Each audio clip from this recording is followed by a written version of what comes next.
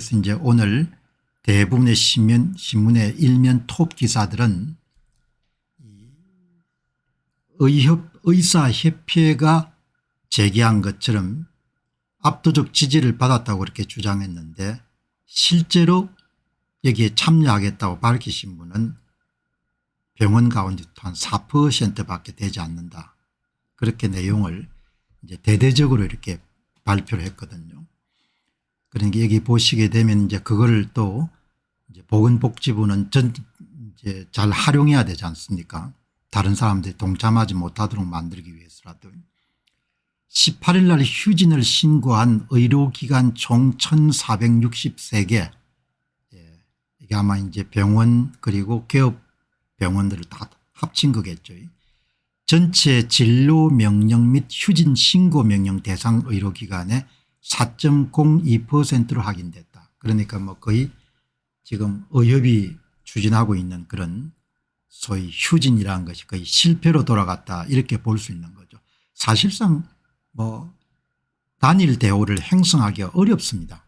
개업이들은 대부분 이제 생계가 걸려 있기 때문에 밉보이거나 뭐 그렇게 할 수가 없는 상황이죠. 그렇게 이제 정리가 들어간 거고. 그러니까 의협이 주도하는 18일 전면 휴진 참여율이 낮을 것이라는 전망이 나오고, 그리고 이제 앞에서도 말씀드렸다시피 한국을 대표하는 간판급 그런 대학병원들도 이제 행정직원들이나 이런 분들이 협조를 해줘야 되는데 그분들이 동참하기를 거부하기 때문에 결국은 그냥 유야무야 그렇게 아마 되지 않겠느냐 그렇게 보거든요. 여기 이제 다른 의견을 제시하시는 분도 계시네요. 신고를 안 하고 휴진할 것 같은데요. 그렇게 할 수도 있겠죠. 신고 안 하고 휴진할 수도 있겠네요. 그러니까 지금 이제 이야기는 뭐 이런 정보를 기본적으로 보건복지부는 다른 사람이 동참하지 않으니까 그냥 당신들도 하지 말라는 그런 뜻으로 지금 활용하는 것이고, 지금 블랙스톤님 말씀처럼 신고를 안 하고 개업이들은 휴진할 것 같습니다. 그 의견도 상당히 제가 볼 때는 설득력이 있을 것 같네요. 그렇게 되는데 이 의과대학 교수분들, 의과대학 여기 보시게 되면은 제가 아는 의사분들은 이참에 좀 쉬겠다고 합니다. 그렇게 이야기하시네요. 그러니까 뭐 오늘 방송 보시는 분들 중에서 뭐 이제 의견이 좀 다르신 분도 계시지만 의사들을 이렇게 여러분들 공격을 해가지고 상처가 굉장히 많이 남겠네요. 윤 대통령이야 뭐 재임하고 나서 시간 지나면 나가면 그만이지만 국민들하고 의사들 사이에 그런 간극을 굉장히 넓혀 놓은 그런 상황이 되어버렸는데, 여기 보니까 이제 20개 의과대학 교수들이 이제 동참하기로 그렇게 의사협회 집단행동에 참여하기로 했는데 실질적으로 뭐 여의치가 않는 모양입니다. 의협의 집단행동에 동참하는 의대 교수는 계속 늘어나고 있지만 이게 이제 자정 무렵에 나온 어제 11시 정도 밤 11시 정도에 나온 기사니까 그 이후에 저는 뭐 이걸 추적하지는 못했습니다. 뭐 여기도 마찬가지일 겁니다. 이제 휴진을 하려고 하게 되면은 사무적인 절차가 필요한 것이고 그 병원 업무상 사무적인 절차는 또 행정을 담당하시는 분들이 맡았기 때문에 병원장이나 이런 분들은 병원 경영이라는 입장에서 모든 것을 바라보기 때문에 의과대학 교수님들하고 또 다른 시각을 가질 수가 있지 않습니까? 그래서 18일 휴진이 큰 그런 힘을 받기는 힘들 것이고, 또 그다음에 개업이들 같은 경우에는 계속해서 또 병원을 운영해야 되는 책임이 있기 때문에 뭐 며칠간 계속 할 수가 없지 않습니까?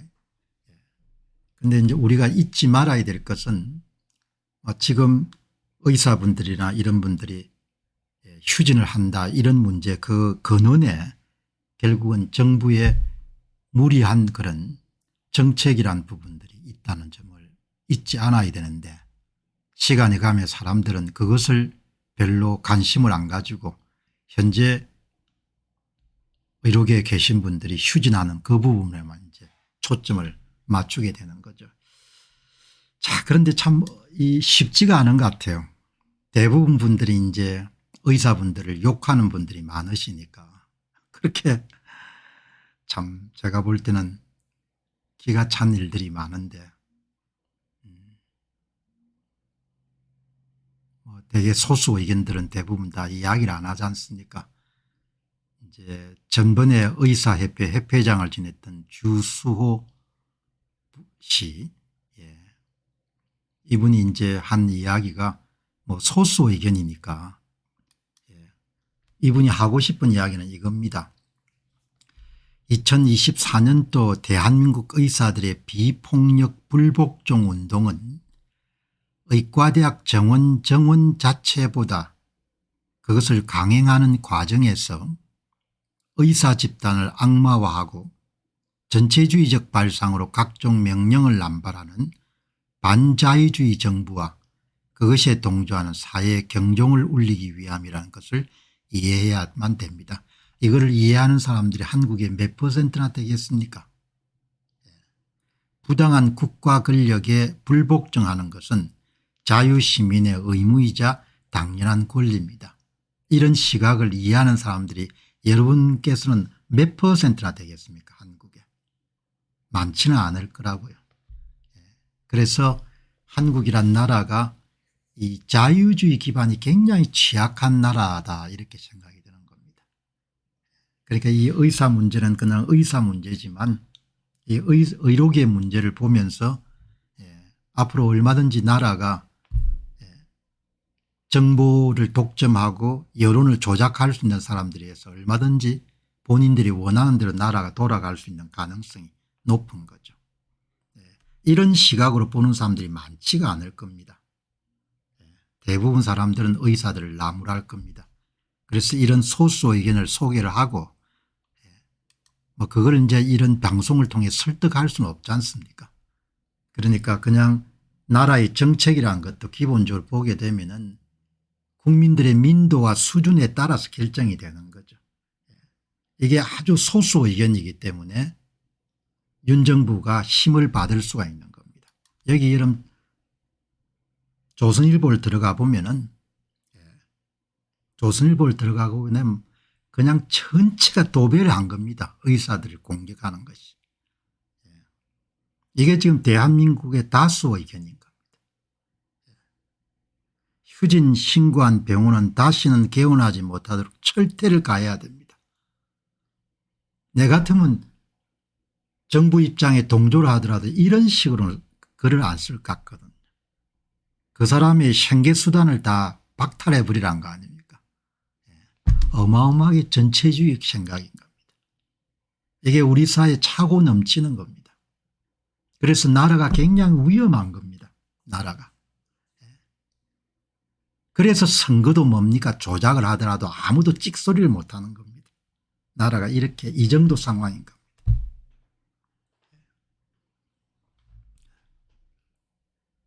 이 배부른 의사들 한 달 월급 연봉이 얼마인지 공개하자.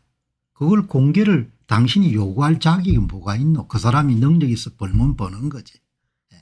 이런 이야기를 하는 겁니다. 그러니까 이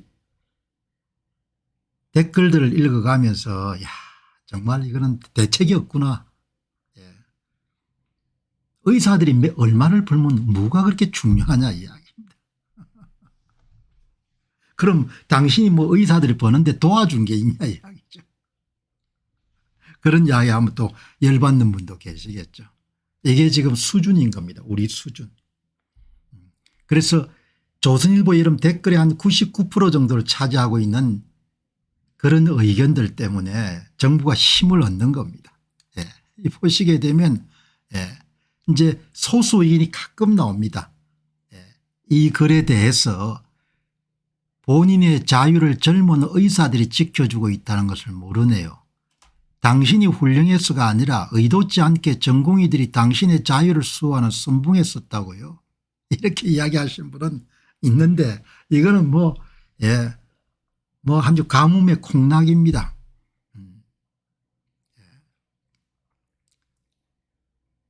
여기 한 분이 그 말씀을 하셨네요. 그 임현택 대한의사협회 협회장의 외모나 이런 것을 가지고 이런 공격하는 사람을 상대로 해가지고 인신공격을 적당히 하셔야 됩니다. 저도 임현택 회장을 별로 안 좋아하긴 하지만 너무합니다. 외모로 남을 판단한 것은 옳지 않습니다. 유치원생들도 아는 진리입니다. 온 나라가 기본에만 충실하면 군자가 될 수 있다고 생각하는데 아무튼 그렇게 이야기하는데 한 분이 이름 하도 답답하니까 여러분 이런 분들은 아주 소수입니다. 저는 의사가 아닙니다. 그러나 제가 의사라면 여기 댓글질하는 사람들이 환자로 온다면 치료할 마음이 없을 듯합니다. 누구나 평생 몇 번씩 의사들 덕분에 살고 고통을 덜니다. 그 은혜를 잊고 막말하는 사람들은 의료 혜택을 받을 자격이 없는 사람들입니다. 뭐 이런 이야기를 하는 겁니다. 그러니까 의견이 다르더라도 나는 이래서 당신들에게 동의할 수 없다 이런 차원이 아니고 의견하고 그 의견을 발신한 사람을 일체화시키는 겁니다. 그 의견을 공격해야 되는데 그 사람이 행동이나 주장을 공격하는데 그 사람 자체를 그냥 공격하는 겁니다. 이 구분이 잘 안 되는 거야. 주장하는 사람하고 그 주장을 그냥 묶어 가지고 뭡니까 사람을 때리는 겁니다. 그러니까 참 이런 것이 이제 힘이 되는 거죠. 힘이 되기 때문에 사실 이제 앞으로 정부가 이 의료계하고 분쟁을 어떻게 끝낼지는 저는 뭐 잘 모르겠습니다. 지금 전공의 문제도 그렇고 의과대학 여러분들 학생들의 휴학 문제도 그렇고 이런 사람들을 뭐 결국은 제압하겠죠. 공권력이라는 것이 결국 강제력이니까. 그러나 그 뒷면에 이제 뭐 국민들이 갖고 있는 생각이란 부분들도 크게 그렇게 무리한 조치를 취하는데 힘을 다하고 있는 거죠. 뭐 그런데 이런 걸 가지고 제가 설득하거나 그렇게 할 뭐 생각은 이제 별로 없습니다. 왜 그런가 하니까 지난 4년간 설득하기 위해서 노력해 보니까 그게 다 부질없는 짓인 거예요. 그냥 사람은 사실을 믿는 것이 아니고 본인이 옳다고 생각하는 걸 믿기 때문에 그러니까 그걸 뭐 설득하거나 그렇게 할 수는 없는 겁니다. 그러니까 그냥 알아서 다 생각하고 그게 맞춰가 그냥 사는 겁니다. 어차피 세상은 불완전하니까. 아무튼 간에 그래도 가뭄의 콩나기로 꾸짖는 사람이 가끔 나오는 것이 신기하기도 하고 대단하다는 그런 생각이 드는 겁니다. 자, 그런데 이제 여러분들 제가 이제 오늘 이 의정 충돌을 보면서 조선 논조가 상당히 좀 심한 편이었죠 그동안. 그런데 진짜 잔인하다는 생각이 드는 겁니다. 이번에 아마 의료계에 계시는 분들도 학을 뗐을 겁니다. 정부에 대해서도 학을 뗐지만 대중들이 분노에 대해서도 어마어마하게 실망을 많이 했을 것 같아요. 이제 오늘 이 환자단체가 뭐 환자단체가 어떤 분들인지는 모르겠는데 뭐 어떻든 간에 봉급을 받았으니까 서비스를 하겠지만 대학병원에 입원을 하거나 뭐 그렇게 하면은 뭐 도움을 많이 받지 않습니까? 저는 아직은 중병 같은 거 걸려본 적은 없는데 어쨌든 부모님들이 다 병을 앓은 적이 있고 또 아이들 키우면서 보면은 마지막에 이런 긴급 구호는 대부분 의사분들한테 하지 않습니까? 그러면 제 경험은 나쁜 의사에 대한 기억은 별로 없고 항상 여러분들 위급한 상황에 최선을 다해서 진료해 줬던 의사분들 생각이 많기 때문에 이번에 의사분들이 당하는 공격에 대한 부분들이 너무나 마음이 좀 저린 겁니다. 우리가 이렇게 해서 되겠냐 그런 생각이 드는 겁니다.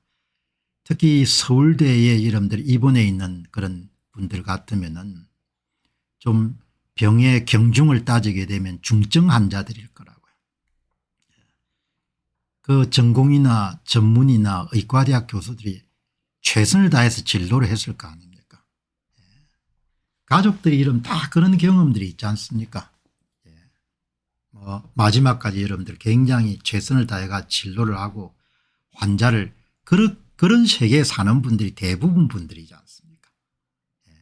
이런 그래도 여러분들 괜찮았던 의료 체계를 이렇게 망가뜨려 가지고 환자하고 국민하고 여러분들 의료계에 계시는 분들하고 사이에 이렇게 심리적 간격을 이렇게 넓혀 놓는 이런 나라가 어디 있습니까. 완전히 내가 볼 때는 지금 업무 처리한 걸 보게 되면은 검사가 피의자 다루는 식으로 지금 문제를 처리하지 않습니까. 이게 후유증이 앞으로 얼마나 가겠습니까. 문재인 씨를 여러분들 욕을 하지만 탈원전하고 비교할 수 없을 정도가 의료계하고 여러분들 의료 시스템을 붕괴시키는 거지 않습니까. 이렇게 이야기를 하는데 제 이야기의 요지는 이 밑에 실린 댓글들이 얼마나 여러분들 좀 공격적이고 어떻게 나라 사람들이 이런 식으로 그냥 마음이 돌변하고 말았을까 그런 생각이 드는 겁니다. 의견을 피력하더라도 이게 언어라는 것이 폭력이지 않습니까. 물리적 폭력만 폭력이 아니고 언어도 폭력이지 않아. 그걸 폭력이라고 생각 안 하는 겁니다. 이런 댓글을 의사분들이 직접 읽으시거나 아니면 그 자제분들이 읽으시거나 부인이 읽으면 얼마나 여러분들 언짢겠습니까. 그냥 언짢는 것이 아니고 마음에 여러분들 그냥 바로 그냥 상처를 입히는 거죠. 이 보시게 되면은 이 보시기 자만실에 쩔어 말로는 이러니까 의사 수가 늘어난다고 굶어 죽는 것도 아닌데 얼마나 특권 혜택을 받고 싶어서 이런 이야기가 나오는 겁니다. 그리고 본인이 무식하고 사실을 잘 모른다는 것을 전혀 여러분들 생각 안 할 겁니다. 본인은 똑똑하니까 그냥 의사분들이 너무 나쁜 사람들이다 이렇게 생각하는 겁니다. 배울 의지도 없고 사실을 바로 보려고 하는 의지도 없는 겁니다. 그냥 본인이 감으로 나쁜 놈들 같다 이렇게 생각하면 뭡니까. 그냥 격한 이야기를 그냥 뭡니까 풀어놓는 겁니다. 여기 보시기 바랍니다. 의대 정원 늘린다고 파업하는 쓰레기들 저런 것도 교수라고 이런 이야기를 하는 거예요. 정말 제가 볼 때는 국민의 심성이 너무나 격해진 것 같습니다. 그래서 제가 한국 영화를 거의 안 봅니다. 왜 그런가 하니까 하도 욕설이 많아 가지고 그런 영화를 좋아하니까 영화를 또 그렇게 만들겠죠. 욕이 안 들어가면 이야기가 안 되니까 이런 이야기를 다른 사람 보고 아무리 이런 언짢더라 쓰레기란 이야기를 어떻게 할 수 있냐 이야기죠. 기가 찬 겁니다. 이게 폭력이라고 생각 안 하는 거예요. 여기 한 분이 맨정신 가진 사람이 또 한 분 계시네요. 환자단체라고 하래요. 왜 의사 가지고 그러십니까. 환자단체가 최소한 그동안 치료해 준 의사가 이번 사태를 불러일으킨 정부 보수 언론들에게 쓴소리를 한 번이라도 하시기 바랍니다. 치료해 준 의사들을 아예 원수로 여기시네요. 하여튼 검은 머리 인간 특히 한국인들은 은혜를 원수로 갚는 무언가가 있다니까요. 왜 의사만 잘못했습니까. 이런 이야기를 하지 않습니까. 이분 이야기 좀 격하기는 격하네요. 살아온 날들을 이렇게 보면은 의사분들 도움을 받았을 때가 굉장히 많지 않습니까. 부모님이 아팠을 때나 또 아이들이 여러분들 갑자기 아팠을 때. 그래서 제가 갖고 있는 여러분들 상식이나 맨정신을 가지고는 아무리 여러분들 이번 분쟁에 대해서 의사분들을 나무라고 하더라도 이렇게 격한 이야기를 쓰는 것이 너무나 제가 볼 때는 생경하고 그리고 어떻게 사회가 이렇게 격한 이야기가 자연스럽게 흘러나온 사회인가 돼버렸는가 점에 대해서 때로는 뭡니까 좀 안타까운 거죠. 한 분이 여러분들 이렇게 이야기합니다. 그러면 KTX 타고 왜 서울 옵니까. 지역의료 살리자고 하면서 왜 서울로 다 옵니까? 동네 가서 진료 받으시기 바랍니다. 돈에 환장한 수도권 대학병원에 뭐하러 몰려와서 뭡니까 그렇게 성화를 부립니까? 이렇게 이야기하지 않습니까? 아니 이렇게 욕하는 여러분들 의사들한테 이렇게 욕을 하는데 당신 아들 딸이나 손자 손녀들은 의과대학 못 보내가 목을 매는 게 그게 어떻게 그렇게 이유를 배발린 적이 있나 이런 이야기를 또 하는 사람도 있는 겁니다. 사실 우리가 좀 고마움을 잘 모르죠. 우리 한국인들이 고마움을 좀 잘 모릅니다. 너무 당연하게 여기고 하나 받으면 또 계속 달라고 하고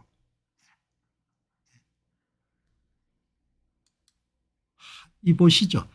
고3 수험생들 대상으로 입시학원들의 의대 문턱이 낮아졌다고 입시 전략 특강의 상담에 문정성실하는데 참 개그하는 것 같습니다. 국민들이 미워하는 의사가 왜 되려고 합니까? 그냥 판검사에서 세상 주물럭거리는 게 낫습니다. 판검사 돼서 운이 따르면 정치 1도 몰라도 통장도 할 수 있는 나라가 이 나라입니다. 이렇게 이야기하는 겁니다. 예. 대학병원 모두 없애고 외국 의사 수입해서 박아놓고 보건소 군의관도 외국인 죄다 채우도록 해라. 쏙 시원할 거다. 이렇게 이야기하는 분도 계시고 뭐 이런 분들은 아주 소수입니다. 이분들도 아마 내가 볼 때는 기사를 보다가 하도 의의가 없어가 여러분 이런 이야기를 할 겁니다.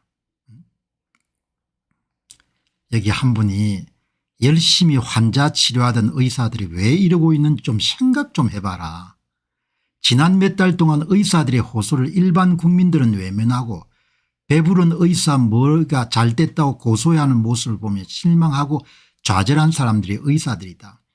환자분들 제발 의사들 말고 이제부터 대통령과 관료들에게 호소를 좀 해라. 살려달라고 제발 고집을 꺾으라고 용산에 가서 촛불이라 들어라 이렇게 하는데 물론 반대하시는 분이 13분이나 되는 거죠.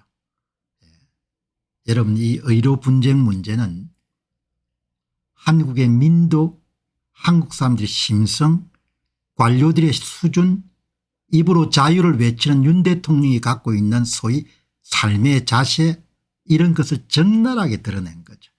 어마어마하게 위험한 나라인 겁니다. 이 나라가 이영준 작가가 예전에 여러분들 조선일보의 인터뷰에서 엄청나게 위험한 나라입니다. 이 이야기가 여러분 다시 떠오르는 겁니다.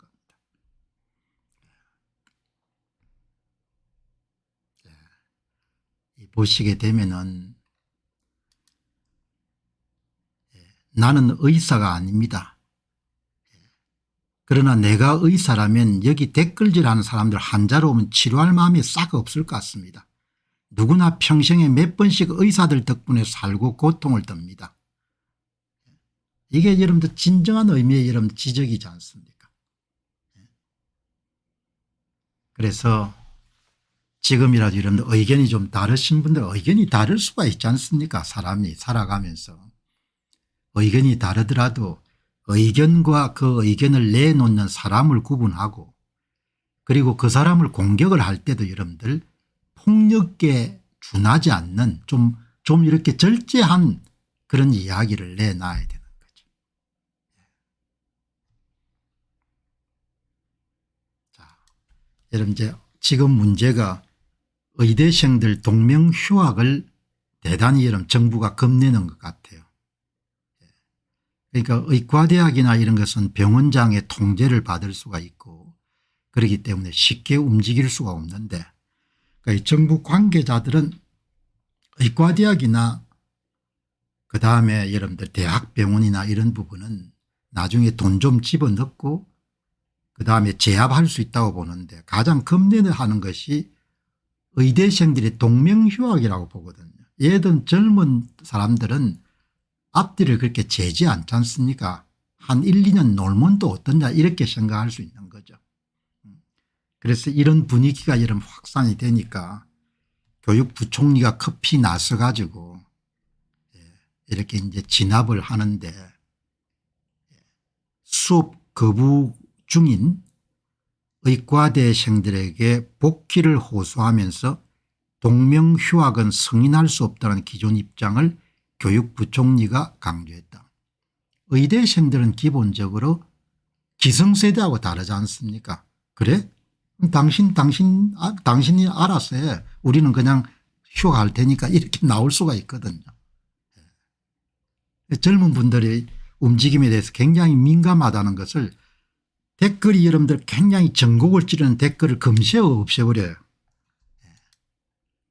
동명휴학과 수업 거부 등 의대생의 집단행 등으로 4달째 수업에 지금 차질이 빚어지고 있는 겁니다. 많은 분들은 전공의 문제만 초점을 맞췄는데 내년도에 몇천 명이 여러분들 한 7천 명 이상 정도가 동시에 수업을 들어야 되는 그런 상황이 발생하는 겁니다. 학생들이 1학기에 이수하지 못한 과목을 2학기에 추가 개설하거나 학기 말에 유급 여부를 확정하지 않고 학년도 말까지 수업 결손을 보충하는 등 교육과정 운영을 탄력적으로 유연하게 하겠다. 그만큼 올해 휴학을 해가지고 내년으로 넘어가는 것 자체에 대해서 굉장히 부담을 느끼는 겁니다. 그건 부담을 느낀다는 이야기는 교육 환경이 양 학년도를 맡아가지고 여러분들 동시에 진행하기가 굉장히 어려운 상황이라는 것을 이걸 아는 거죠. 이게 겁난 겁니다.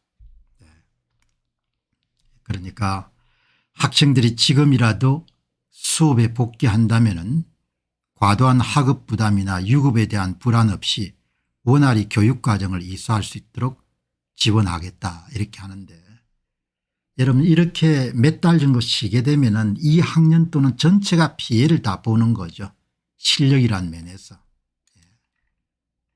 보시게 되면은 그리고 절대 동명휴학은 교육부 차원에서 인정을 안 할 거니까 절대 여러분들 대학 당국이 그것을 인정해서는 안 된다. 보시게 되면 이제 그런데 의과대학에 계시는 분들이 가장 걱정하는 것은 지금 이거지 않습니까?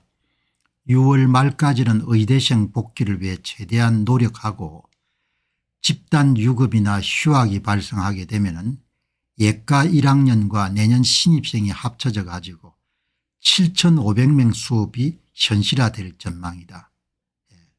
그러나 교육부의 신민철 인재정책기획관은 유급 강행이나 휴학 승인 같은 플랜 B는 현재로서는 없다. 이렇게 이야기하는 거죠. 그런데 아마 7,500명이 교육을 받으면 어떻게 되냐는 문제는 보건복지부 장차관이나 관계자들은 별로 피부에 안 와닿을 겁니다. 윤 대통령도 이번 학기에 여러분들 학생들이 다 유급이 되거나 동명휴학을 해가지고 내년도로 넘어가게 되면 7,500명이 한 학년 동안 여러분들 한 해 동안 교육을 받으면은 얼마나 교육 환경이 여러분들 열악하고 심각한 문제가 발생하는 것을 현장에 있는 사람 외에는 아무도 모를 겁니다. 현장에 있는 사람들은 그게 얼마나 여러분들 파괴적인 결과를 낳을지를 알 것이고 대통령이나 장차관이나 이런 사람들은 잘 모를 겁니다. 왜? 경험해 본 바가 없으니까. 그게 과학적 지식을 갖고 정책을 집행하는 사람하고 암묵적 지식을 가지고 뭐죠? 문제 해결책을 주장하는 의료계 사람들하고 큰 격차인 겁니다.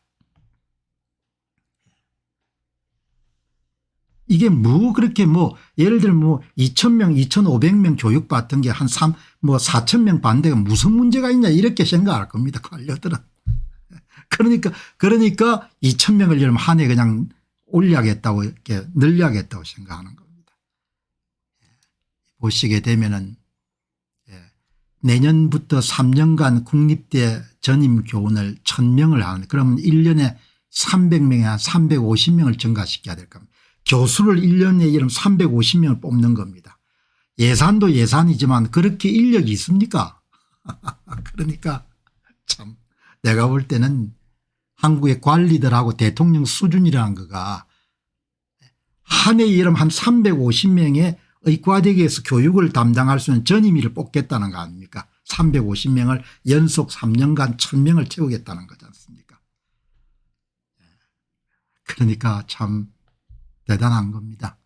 그러니까 결론 정해놓고 그냥 그걸 다 짜 맞추는 겁니다. 여러분 이게 현실적으로 얼마나 문제가 많은지를 한 분이 글을 남긴 겁니다. 이걸 지워버렸어요. 금세.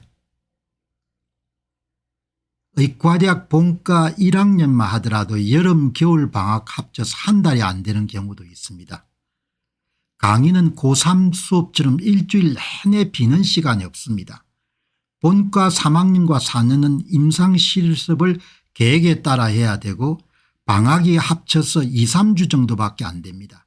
그런데 이미 4개월이 지났습니다. 어떻게 교육을 정상화하겠습니까? 교육부 장관이 모를 리가 없을 겁니다. 대다수 국민이 모를 거라 생각하고 또 모르기를 바라면서 가능하지 않은 말로 정상화하겠다고 언론을 호도하고 있습니다. 정말 나쁜 사람들입니다. 아이들의 장래가 아니라 본인들의 정책과 욕심만 있을 뿐입니다. 이걸 그냥 지워버린 거 있죠. 금세. 너무 뼈아프니까. 그래서 제가 무슨 생각하는가, 이 사람들이 조중동 같은 주요 매체를 계속 모니터링하면서 여론이 분리하지 않도록 엄청나게 노력을 하고 있구나 이렇게 느낀 겁니다. 이 D라는 님이 현장을 정확히 아는 겁니다. 의과대학 교육의 4개월이라는 것은 어마어마하게 큰 시간이라는 겁니다. 이걸 국민들이 몰라야 되는 겁니다. 그 사람들한테는. 그러니까 전부가 다 사기인 겁니다. 본인들의 정책을 좀 정당화하기 위해 가지고 한쪽은 여론을 조작하고 한쪽은 선거를 조작하고 한쪽은 정보를 조작하고 이런 짓들을 하고 타는 겁니다.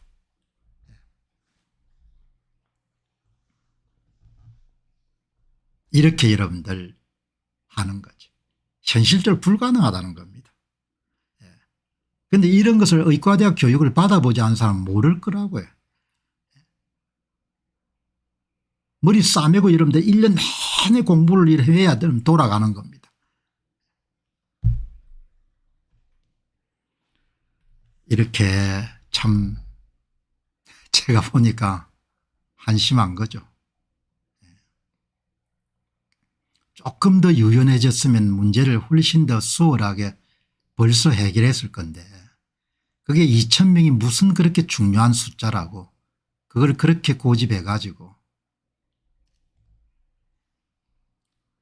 뭐 사회가 어디가 정상인데요 찾기가 힘들어요. 온 정신이 뭡니까 그냥 사기 기만 위선 조작 거짓이 그냥 팽배해 가지고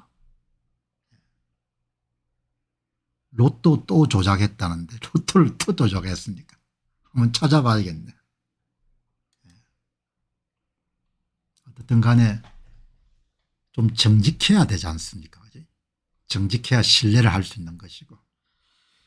자, 여러분 오늘 방송 보시는 분들 가운데 좋아요를 누르지 않으신 분들은 한번 좋아요를 함께 눌러주시고 그다음 방송 들어주셨으면 좋겠습니다. 아무튼 간에 정부는 타협할 의지가 없는 겁니다. 그냥 완전 항복하라 이렇게 생각하는 거죠. 그래서 이 보시게 되면은 여기 이제 제가 주목하는 것은 이 교육부 장관이 급히 나서 가지고 동명 휴학권은 분위기가 막 확산되고 있는 것 같아요. 그거를 이제 못하도록 그렇게 하고 4개월의 공백이라는 것이 의과대학에서 얼마나 치명적인가를 한 분이 지적한 것을 급히 여러분들 언론사 차원에서 이렇게 모니터링을 하는 것 같아요. 이걸 다 제거해 버린 겁니다. 뼈아프니까. 너희들 거짓말하지 말라. 국민들이 의과대학 교육을 모르니까 또 거짓말하네. 한 놈도 믿을 놈이 없는 겁니다. 이렇게 여러분들 이야기를 하는 거죠. 그래서 하루 전에 실시한 4,400명이 여러분들 참여한 그런 설문조사에서는 정부가 약간 협상안을 마련하거나 타협하지 않을 것이라고 보시는 분들이 56%나 되는 겁니다. 56%나. 조선중앙동아는 전부가 다 의사분들을 그냥 공공의 적으로 몰아붙이는데 의외로 공병호 TBS 여러분들 설문조사를 해보게 되면은 소수 의견들이 다수를 차지하고 있거든요. 조선중앙동아는 전부가 다 의사분들에게를 나무라는 그런 이야기가 주류를 차지하고 있지만 이 설문조사는 희한하게 무려 56%가 정부가 받아들이지 않을 것이다. 그러면서 동시에 하단을 보게 되면은 우리 사회에서는 굉장히 소수 의견들이 많거든요. 121명이 글을 남긴 겁니다. 여기 보시게 되면은 진짜 정부의 졸속 정책으로 의료 체계가 붕괴되는 것을 보니 안타깝습니다. 점진적 의과대학 정원으로 부실 교육을 막고 필패로 가면 이대로 가면은 국민 모두가 필수 의료 분야의 문제점을 심각하게 체험할 수밖에 없습니다. 이런 소수 의견을 내놓는 분이 있고 그 소수 의견에 찬성하는 분이 무려 13명 정도가 나오는 겁니다. 그게 이상한 겁니다. 조중동의 여러분들 그냥 의견들은 압도적으로 의사들을 지금 공격하는 쪽인데 여기서는 깨어있는 시민들이 꽤 많은 겁니다. 의사들의 목소리를 들어야 됩니다. 나중은 더 힘들어집니다. 이런 이야기가 나오는 겁니다. 정부는 과도한 의과대학생 정원에 쏘는 부작용까지 생각하고 추진하는지 묻고 싶습니다. 이공계생들의 움직임도 문제지만 국민 의료비 증가에 대해서 얼마나 연구를 하는지 궁금합니다. 의과대학 정원을 늘리되 의사협회와 절충해 가야 하고 고급 인력의 산업 발전에 영향이 없게 추진하는 것이 국민 한 사람으로서 의견입니다. 16명이 찬성이거든요. 늘 제가 강조하는 것과 같이 의과대학 정원을 증가시키는 문제는 바로 의료 문제를 해결하는 데 필수적이라고 정부가 생각하더라도 그 정책을 선택함으로써 따를 수밖에 없는 간접 효과들 이공계 여러분들 인력 부족 문제라든지 이런 문제를 두루 생각할 수 있어야 되는데 그게 전혀 여러분들 이번에 윤 정부의 정책 추진 과정에서는 고려가 안 된 겁니다. 그러니까 도대체 이 사람들이 무슨 생각을 갖고 이런 일을 하는지 납득할 수가 없는 겁니다. 의과대학이 이런데 1년에 2000명씩 인력을 빼앗아가게 되면 당장 이공계 여러분들 고급 인력 수급에 이런 문제가 생기는 거죠. 아마 이 정책은 그냥 제가 폐일원하고 윤석열이라는 사람의 트레이드 마크가 될 겁니다. 이게 뭐 본인이 나가고 나면 그만이겠죠. 가장 제가 볼 때는 그냥 문재인 하면 탈원전이고 윤석열이 하면 뭡니까? 이공대 악착같이 늘린 인력 정원 이 문제가 남을 겁니다.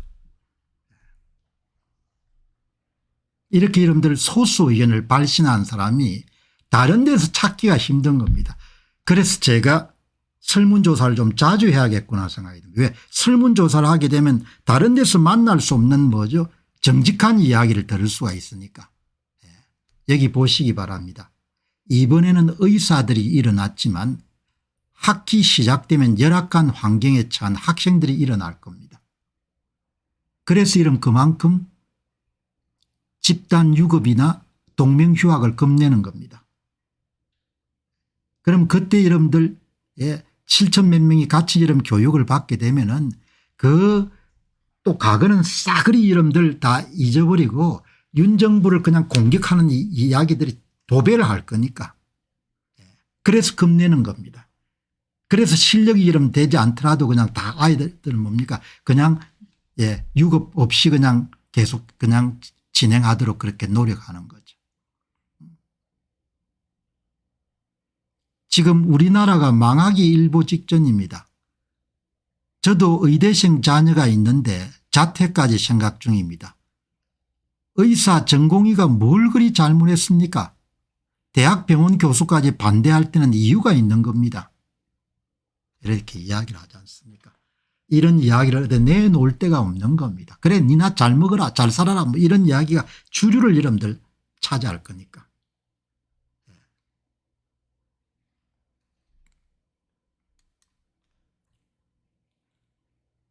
이것을 받아들이는 것이 윤 정권이 사는 길입니다. 감당 안 되는 짓을 했고 의대생과 전공의의 흐트러짐 없는 행동과 복귀 조건 때문에 절충안이 끼어들 여지가 없었습니다. 이렇게 여러분들 보시게 되면은 이렇게 현실을 모르는 사람들이 많습니다. 이런 사태가 오게 만든 윤 정권 반드시 책임져야 됩니다. 의사수의 증가는 의료비 증가 그리고 민영화로 가는 과정입니다. 피해는 국민의 몫이 될 것입니다. 의료는 특수재화지 않습니까? 공급이 수요를 창출하지 않습니까?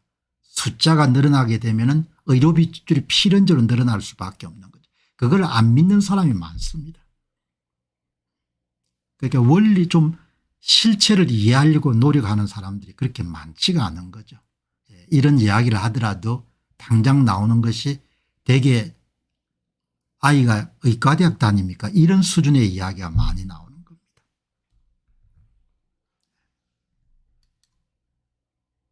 윤 대통령은 이미 의료 붕괴에 대해 손을 놓은 듯합니다. 병원장과 총장들이 알아서 하라고 미룰 뿐입니다. 거기에 댓글이 윤 대통령이 시간이 갈수록 실망을 느낍니다. 공정과 상식이 유학을 갔습니까? 공정과 상식이 원래 없는 사람이었을 확률이 90% 이상입니다. 양심이 없는 건지 팔아먹었는지 실망이 큽니다. 이렇게 이야기 나오는 겁니다. 이런 이야기를 조중동에서는 볼 수가 없는 겁니다. 압도적인 다수가 그냥 욕하는 대예를 다 썼으니까. 저들은 처음부터 의료개혁이 아니라 의료농단이 목적이었음이 자명함으로 절대 축소 안 할 겁니다. 고집이 어마어마하게 센 거죠. 과학적 근거도 없이 이름들 늘린 것이 다 밝혀진 데도 불구하고 그냥 깡그리 무시하는 겁니다. 그런 면에서 보게 되면 이재명이나 윤석열이나 똑같습니다. 한 사람은 혐의가 낱낱이 밝혀져 깡그리 무시하고 뭡니까? 나는 죄 없다 이렇게 이야기하는 거 마찬가지로 2,000명 과학적 근거가 전혀 없는 것 세상에 다 드러났는데도 뭡니까? 깡 무시하고 뭡니까? 2,000명 늘려 이렇게 하는 겁니다. 말이 안 되는 세상이 돼버린 겁니다. 그냥 우기면 다 사실이 되고 우기면 다 진실이 돼버린 사회가 돼버린 겁니다. 근거가 없었잖아요.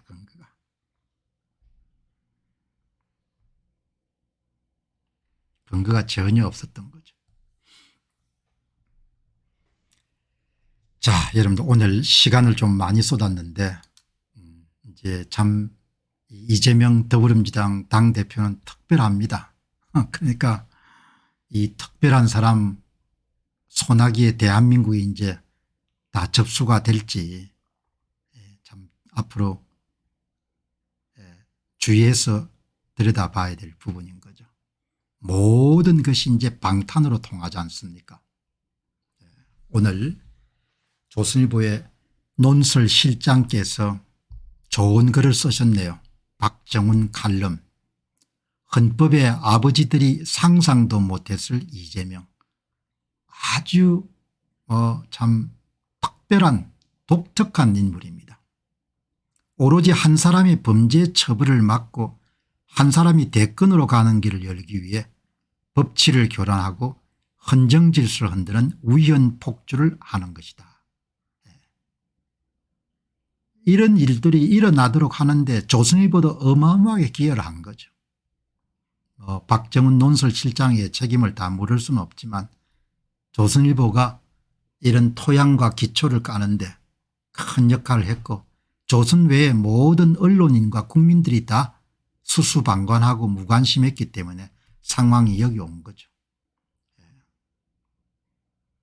결론 부분을 보니까 이재명 대표는 헌법 정신은 물론이고 정치판에서 지켜져 내려왔던 최소한의 금기까지 모조리 깨부시고 말았다.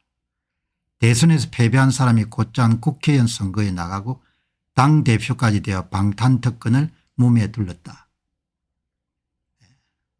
박정훈 논설실장은 일체 언급하지 않았지만 선거가 어땠는지는 전혀 언급 안 하는 겁니다.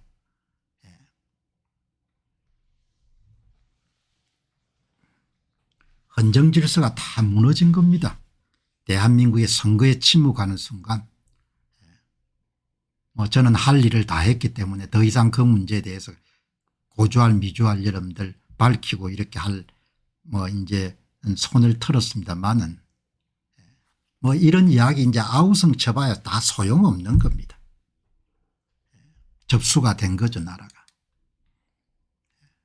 이재명 대표와 민주당은 검찰을 건박하고 법원을 압박하며 상권 분립의 기초를 흔들고 있습니다.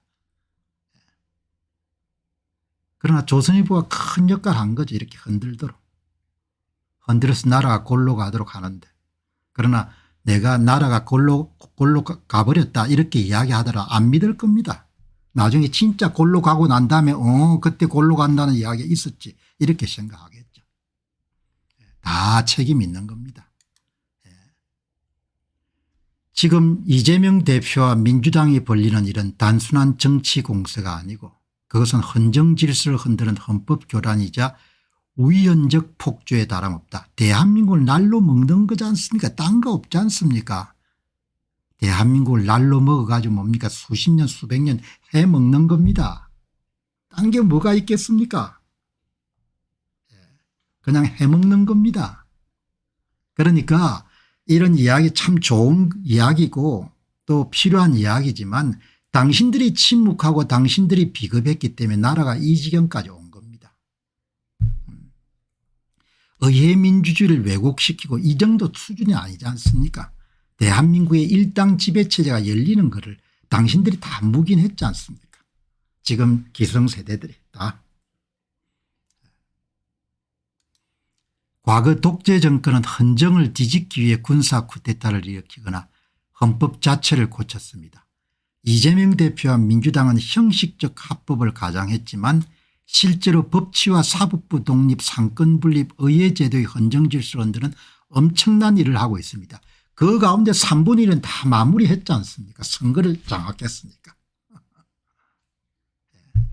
그러나 박정훈 논설실장 외에 조선일보는 한마디도 하지 않았고 그것을 다 덮는 데 이러면 이바지한 거지 않습니까? 다 자업자득인 겁니다. 다 자업자득이고 세월이 흘러가지고 이제 다 후회하는 날이 안 오겠습니까? 후회하는 날이 왜 안 오겠습니까? 오죠. 사필기정이고 인과응보인 겁니다. 사실에 눈을 감고 진실에 눈을 감고 기본과 기초에 눈을 감았던 그 거짓과 사기와 조작과 위선 그 대가를 세세손손처럼 치르지 않으면 그건 기적인 거고 현재는 세세손손처럼 치를 가능성이 대단히 높은 거죠. 오늘 글도 굉장히 아름답지만 참 제가 볼 때는 당신들이 너무 큰 역할을 했다. 그렇게 보는 거죠. 오늘 여러분들 보시게 되면 그러나 제가 이런 이야기를 하더라도 아직 그렇게 심각하게 사람들은 생각하지 않습니다. 그래서 보시게 되면은 6,500명이 설문조사에 응한 민주당이 주도하는 이재명 방탄이 어떻게 보십니까? 84%는 성공 가능성이 낮다는 거 아닙니까? 그래도 14% 정도 되시는 분들은 방탄할 것이다. 그 사람들이 똘똘 뭉쳐가지고 방탄하고 결국은 대한민국을 접수할 것이다. 이렇게 보는 분들이 14%가 되는 겁니다. 이 사람들이 이제 깨어 있는 거죠. 너희들이 아무리 아우성 치고 뭡니까? 소리치더라도 권력을 진 사람들은 결국 밀어붙일 것이다. 여기 보시면 정말 만에 하나라도 이재명 대표가 대통령이 되면 나경원 의원 패북 가능성 어떻게 보십니까? 18%는 가능성이 높다는 거 아닙니까? 78%는 반대하지만. 그러니까 다수 사람들은 아직도 상황이 얼마나 심각한지를 별로 잘 모르는 거죠. 인정하고 싶지도 않고 불편하니까. 그러나 20% 내외 사람들은 심각하게 보는 겁니다. 상황을. 그냥 흘러가는 일로 안 보는 겁니다. 그리고 여러분이 보셨다시피 이재명 씨는 아주 특별한 사람인 겁니다.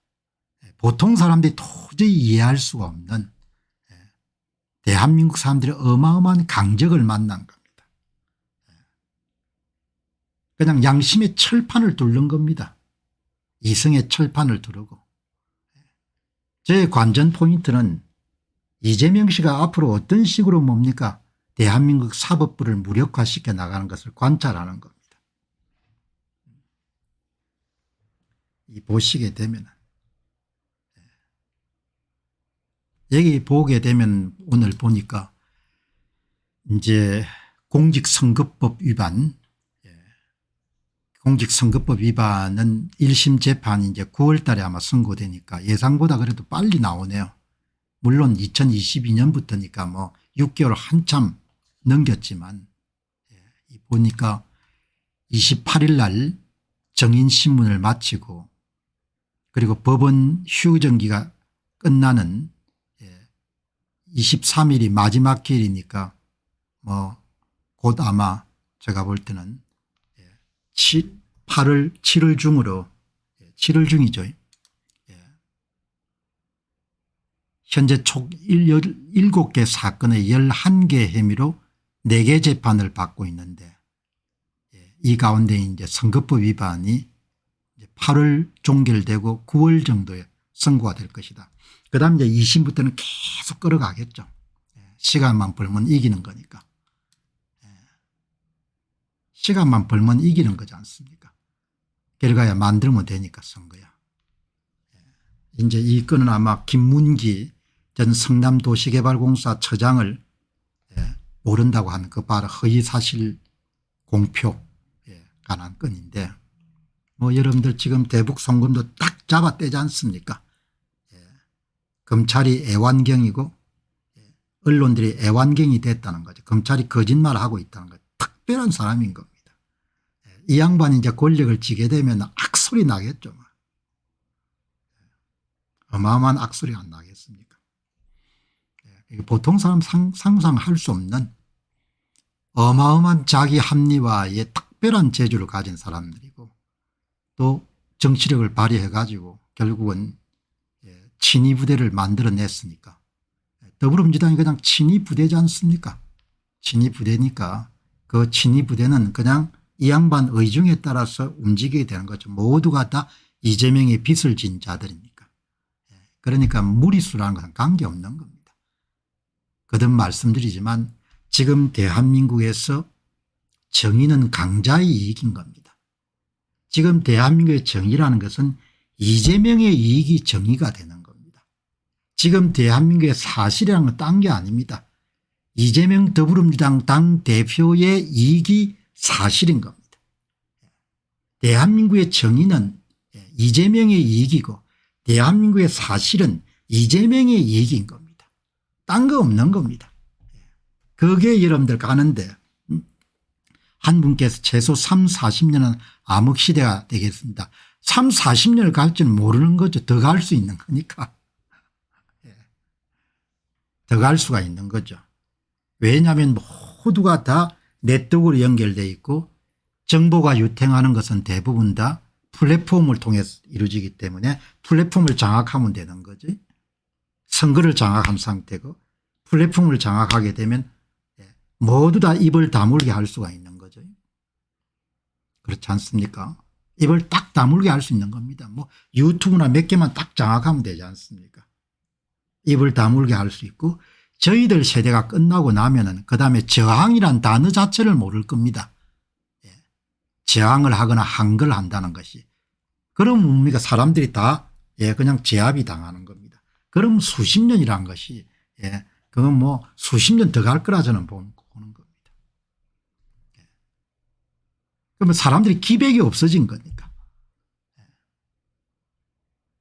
부족했지만 저희들의 젊은 날은 기백이 있었지 않습니까? 항의하고 저항하고 옳은 것에 대한 일념이 있었고 지금은 없지 않습니까? 그게 전혀 없어진 사회가 돼버린 거죠. 그래서 하마스하고 이런 전투를 벌리는 이스라엘의 젊은 청년들이 어마어마하게 이런 감탄스럽게 보이는 겁니다. 물론 그 사태에 대해서 사람마다 이름들 의견이 다르겠지만 자기 나라를 지킨다는 측면에서는 게임이 안 되는 겁니다. 우리하고. 예. 혼과 정신이 다 죽어버린 사회인 겁니다. 예. 오로지 밥만 남습니다. 밥만 먹을 수 있으면 아무 말도 안 하는 겁니다. 그렇게 이러면 돌아간 거죠. 젊은 사람들 뿐만 아니라 교수들도 다 그렇게 된 겁니다. 예. 지금 저 정년 퇴직을 이런 바라보는 사람들은 저항했던 역사가 있고 그러니까 되지만 아무도 여러분들 이제 나서지 않지 않습니까? 선거도. 예.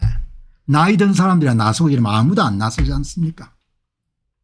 예. 이렇게 여러분들 돌아가는 거거든요. 그러니까 이게 이런 보시게 되면은 이게 여러분들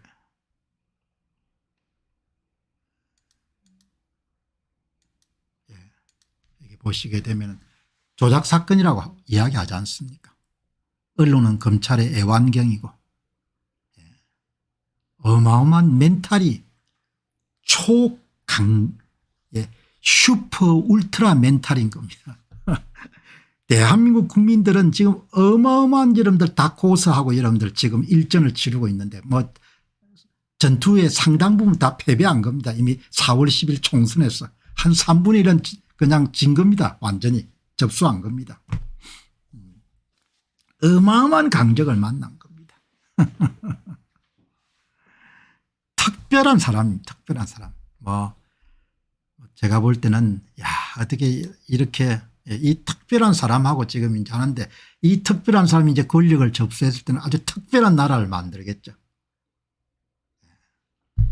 다들 직접 경험하지 않으면은 뭐 그렇게 가슴에 와닿지 않으니까 가슴에 와닿지 않으니까 뭐 지금이야 대충 그런가 보다 이렇게 안 나가겠습니다. 자, 이제 특별한 사람하고 이제 국민들의 일전이 어떻게 될 건가라는 부분은 이제 관전 포인트죠. 자, 여러분 이제 오늘 이 최태원 이혼 소송 최태원 회장 2주가 지났으니까 상고를 했는지 모르겠네요. 다른 변호사분들이 이제 방송에서 어떻게 이야기하는지 궁금하네요.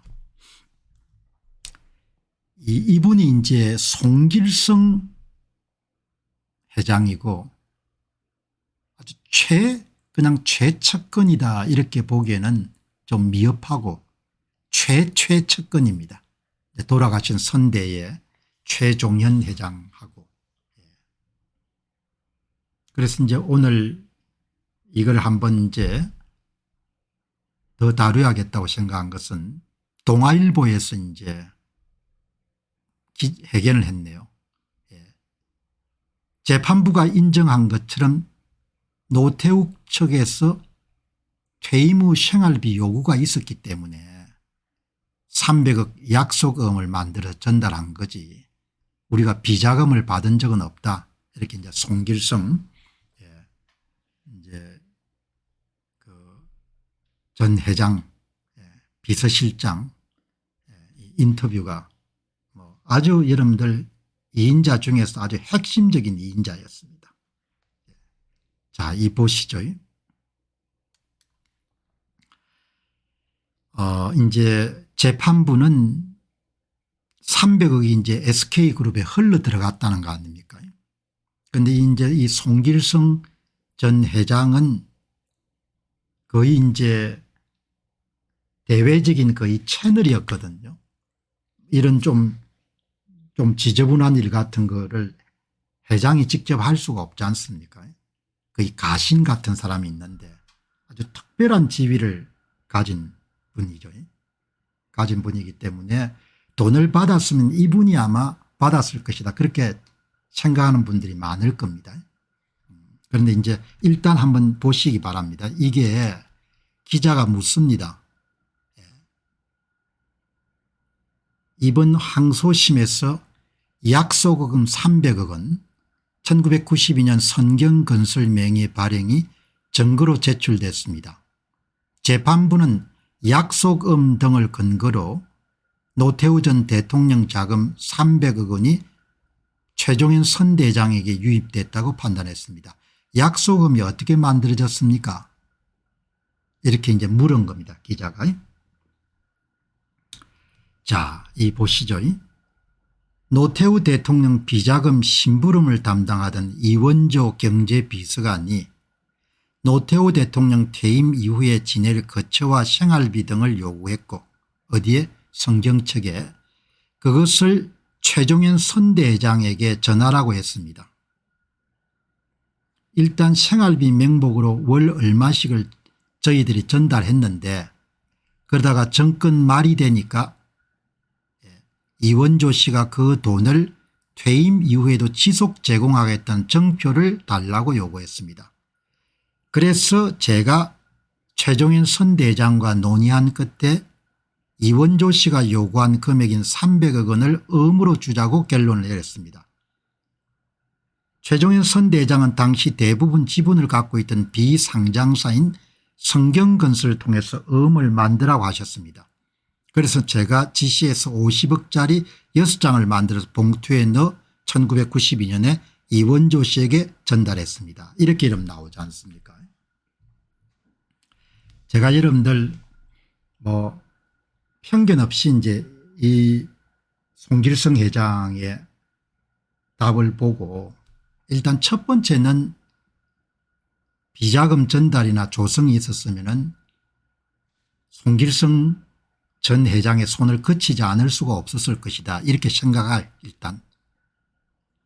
두 번째는 여러분도 보시다시피 아무리 여러분들 권력자 집안끼리 결혼을 하더라도 사돈끼리는 아주 그렇게 편한 관계가 아닙니다. 사돈하고는. 사돈하고는 편안한 관계는 아닙니다. 서로가 조금은 이렇게 조심을 할 수밖에 없는 그런 관계죠. 그런데 일단 생활비 명목으로 월 얼마씩을 노태우 측에 여러분들 전달 계속 공급해 왔고 그다음 퇴임 이후에 계속해서 생활비를 제공할 수 있는 정표를 달라고 했다는 거 아닙니까? 노태우 측에서. 그럼 여기서 이제 우리가 자연스럽게 생각해 볼 수 있는 것은 아니 아무리 그렇다고 하더라도 아무 대가 없이 사돈한테 돈을 그냥 계속 받을 수 있다고 생각하는 사람이 세상에 누가 있겠습니까?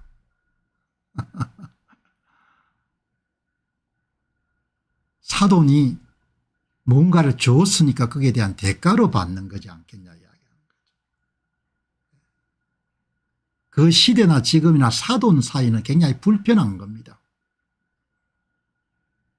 불편하지 않을 수가 없는 겁니다. 그런데 그 사이에 동거래를 해?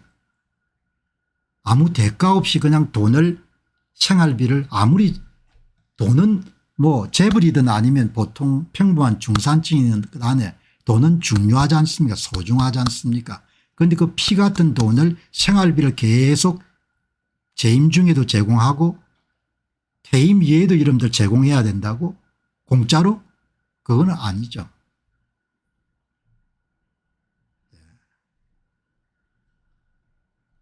그게 여러분들 그렇게 제가 지금 이야기해서 한 가지 이제 논리상 의문 그리고 관례상 의문이란 것이 뭔가 하니까 맡겨놓은 돈이 없으면 돈을 줄 수가 없는 겁니다.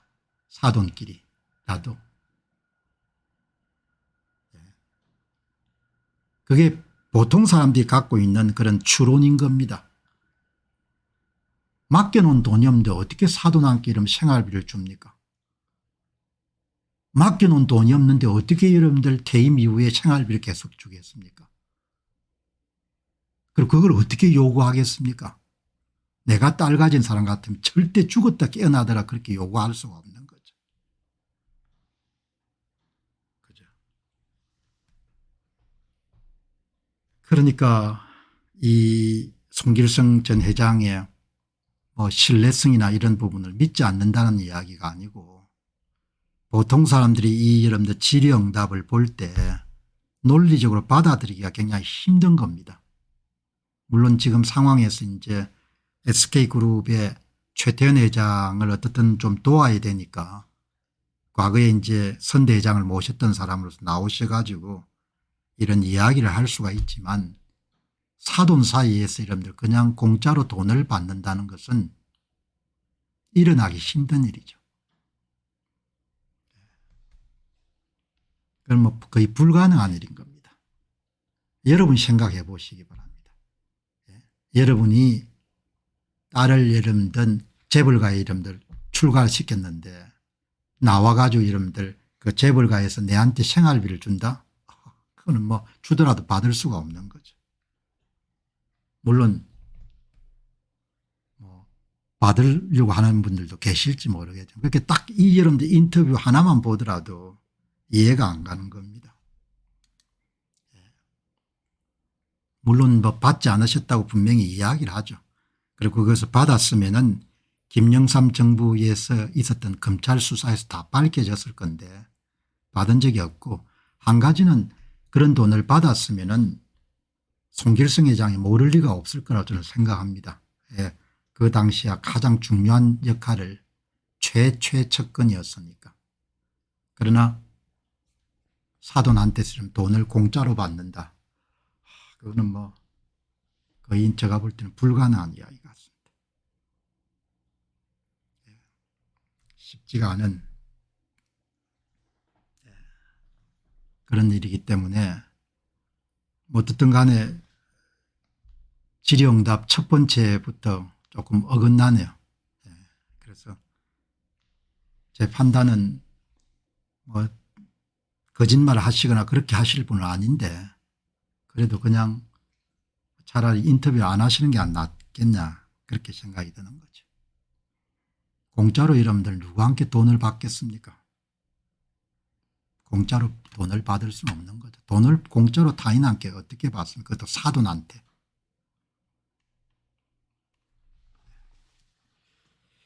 세상이 그렇게 어리숙하지 않지 않습니까?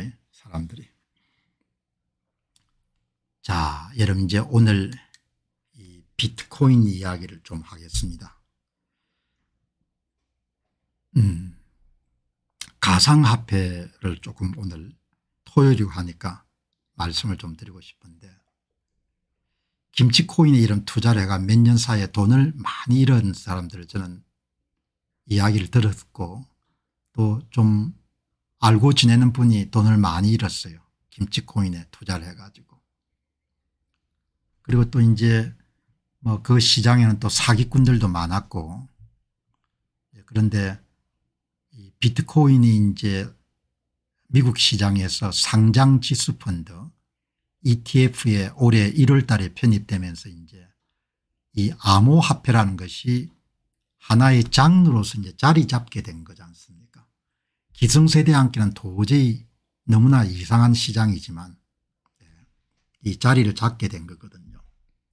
그리고 여러분들 지금 유튜브 방송 같은 걸 보면은 젊은 분들은 이익에 대해서 어마어마하게 많은 그런 내용들이 나오지 않습니까? 보시게 되면은 이게 이제 1월 달입니다. 2024년 1월 달에 미국 정권거래위원회가 비트코인 상장지수 펀드를 인정한 거지 않습니까? 지금 미국 시장만 하더라도 30개 가량의 상장지수 펀드가 이제 올라 있는 거죠. 자, 이 보시게 되면은 이제 이게 있고 그다음 또 이제 이게 이제 굉장히 중요한 의미를 갖고 있습니다. 이게 갖고 있는 의미는 그냥 암호화폐가 투자 장르로서 자리를 잡게 된 사건인 겁니다. 미국 정권거래위원회가 그걸 받아들인 겁니다. 엄청난 사건인 거죠. 예. 여러분 그다음 사건이 어디서 일어났습니까? 그게 이번 5월 달에 미국의 SEC 엄격하지 않습니까? 이걸 이제 검토하는데 미국 정권거래위원회가 조건을 붙였습니다만은 그럼에도 불구하고 시가총액 2등 되는 암호화폐인 이더리움에 대한 그런 현물 상장지수 펀드를 인정한 거죠. 이것도 어마어마한 사건인 겁니다. 비트코인과 이더리움이 여러분들 오케이가 됐다는 이야기는 지금 여러분들 암호화폐 시장에서 거래되고 있는 또 다른 암호화폐들이 또 ETF로 여러분들 편입돼 가지고 엄청난 자금이 유입될 수 있는 그런 가능성에 이제 문을 열어놓은 거죠. 뭐 사실 보면은 참 이해가 안 되는 일이지만 어떻든 세상이 변한 겁니다. 그래서 제가 방송에서 이제 가끔 다루려고 합니다. 이 보시게 되면은 그래서 이제 나오는 것이 이더리움 다음에는 어떤 암호화폐가 뜰 것인가. 그래 투자자들이 지금 관심이 집중되어 있지 않습니까? 여기서 알트코인이라는 용어가 많이 등장하는데 알트코인은 영어로 올터너티브 대체 코인 비트코인을 제외한 원조인 비트코인을 제외한 모든 여러분들 그런 암호화폐를 다 알트코인 올터너티브 코인이라고 그러죠. 그 이제 미국의 이더리움의 현물 ETF가 승인이 되고 6월 4일자 한국경제신문 기사입니다. 그다음에 지금 시가총액이 큰 솔라나 등 다른 암호화폐가 주목을 받기 시작했다. 그리고 비트코인을 제외한 알트코인 시장이 강세장으로 돌아갈 가능성이 높다. 이런 게 이제 기사가 나오지 않습니까? 그러니까 이제 암호화폐를 경제신문들이 자주 다루는 겁니다. 자주 다루는데 이제 오늘 방송 보시는 분들이 조금 연배가 있고 하시기 때문에 여기에 대해서 굉장히 보수적인 시각을 갖고 있음에도 불구하고 제가 다루는 겁니다. 왜? 이 주제도 중요한 주제라고 생각하기 때문에. 보시기 바랍니다. 여기 보시게 되면은 시장에서는 또 다른 암호화폐 현물 ETF 출시를 점치는 목소리가 있고 제프 캔드릭 스탠다드 차트 디지털 자산 연구 책임자는 이더리움 현물 상장지수 펀드 승인은 다른 암호화폐도 정권으로 간주되지 않을 수 있음을 시사하고 있습니다.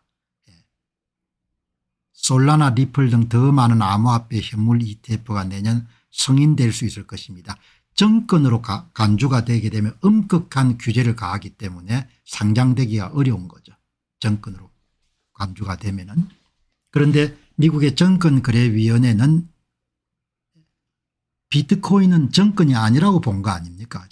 정권이 아니고 탈중앙화돼 가지고 채굴을 통해서 많은 사람들의 채굴을 통해서 본인이 채굴한 자금량에 필적할 정도의 그런 비트코인을 얻을 수 있다고 봤기 때문에 정권이 아니라고 본 거죠. 누가 발급을 한 것이 아니고 채굴을 통해서 얻어진 거니까 정권이 아니라고 본 겁니다. 그래서 비트코인이나 이더리움이 다 상장지수 펀드가 된 거죠. 그런데 여기 보시게 되면 이제 이런 소위 지금 솔라나나 리플 등이 상장될 가능성이 그 현물 ETF가 될 가능성이 없다는 것을 JP모간은 미국의 정권거래위원회 SEC는 솔라나 등 다른 토큰은 정권으로 분류돼야 된다는 의견이 강합니다. 그래서 상장이 안 될 가능성이 높다라고 이야기를 하는 거죠. 이런 걸 이제 잘 모르면 사기를 당하는 겁니다. 그래서 제가 오늘 이 문제를 이야기를 하는 겁니다. 그런데 여러분 오늘 보시게 되면은 미국에서 가장 많은 비트코인을 이름 한 17만 개 170만 개 17만 개 어떻든 나중에 통계가 나오겠지만 갖고 있는 회사가 마이크로 스트레티지라는 회사죠. 마이크로 스트레티지. 이 회사가 이제 5억 달러 규모의 전환사채를 발급해 가지고 돈을 만든 다음에 다시 또 비트코인을 사겠다는 거 아닙니까? 그 소식이 이제 모든 신문들이 다 다룬 겁니다. 5억 달러 규모 어떤 데는 마이크로 스트레티지 사모방식으로 6억 달러 규모의 비트코인 구입을 위한 사모펀드 구성 이런 게 다 나오는 겁니다. 5억에서 6억 불 정도를 만들어 가지고. 그래서 지금 이제 마이크로 스트레치라는 회사의 주가가 어떻게 되는가 보니까 이게 여러분들 주가 그래프인데 이게 이제 5년 동안 1028%가 올랐습니다. 미국에서 비트코인을 가장 많이 갖고 있는 회사입니다.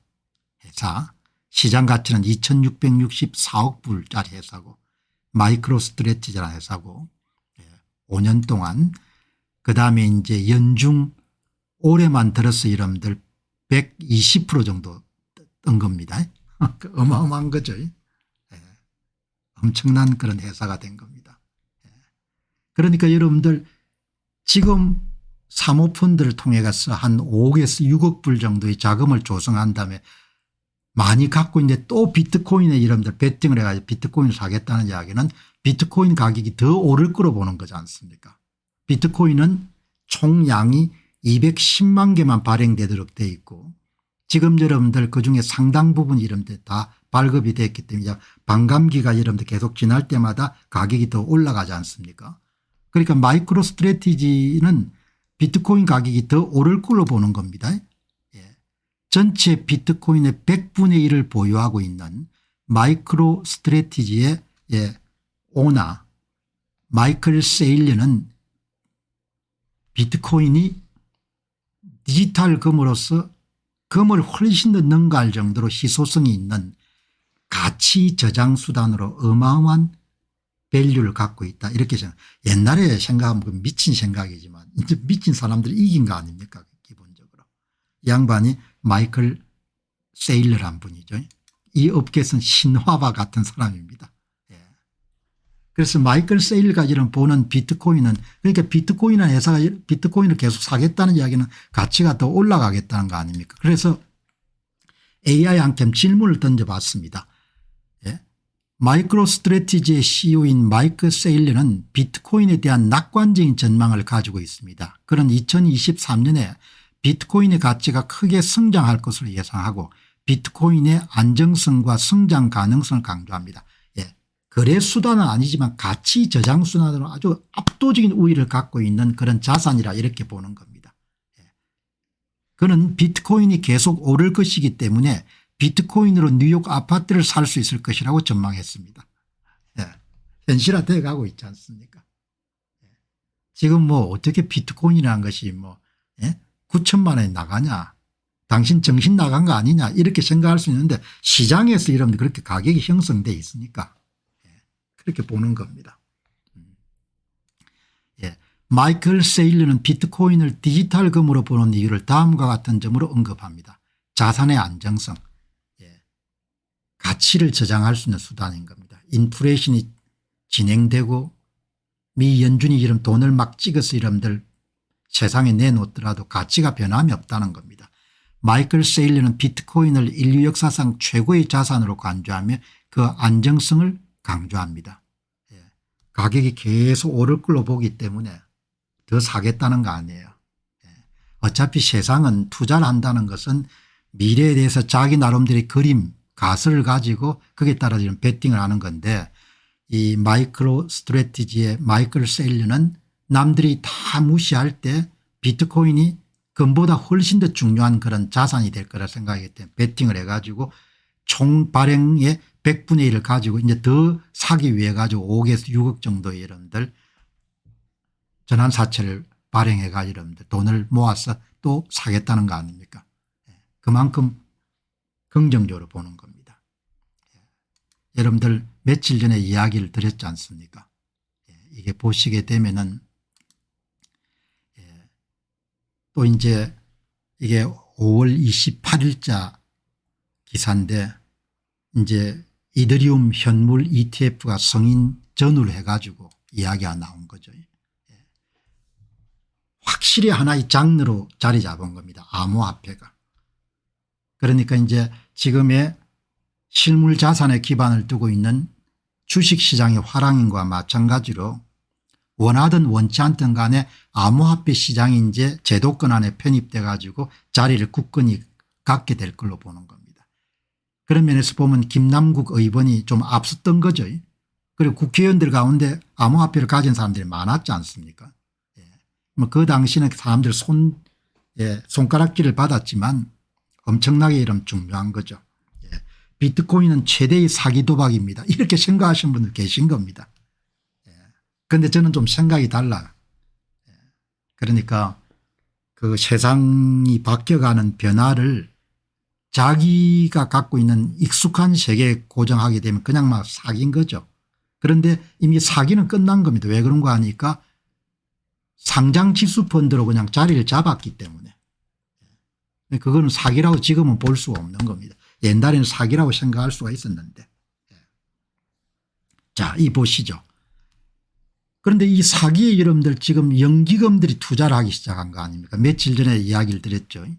투자의 신세계에서 보시게 되면은 위스콘신 연기금이 투자를 하고 그다음에 또 가장 보수적인 한국의 국민연금과 같은 일본의 공적연금이 돈을 투자를 하는 거지 않습니까? 그러니까 완전히 자리를 굳힌 겁니다. 완전히.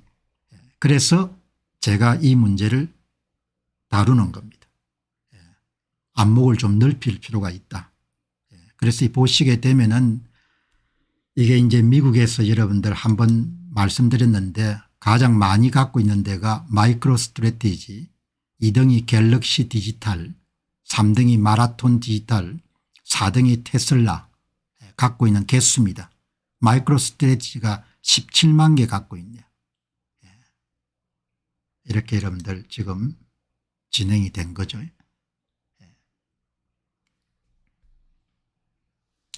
여기 보시게 되면은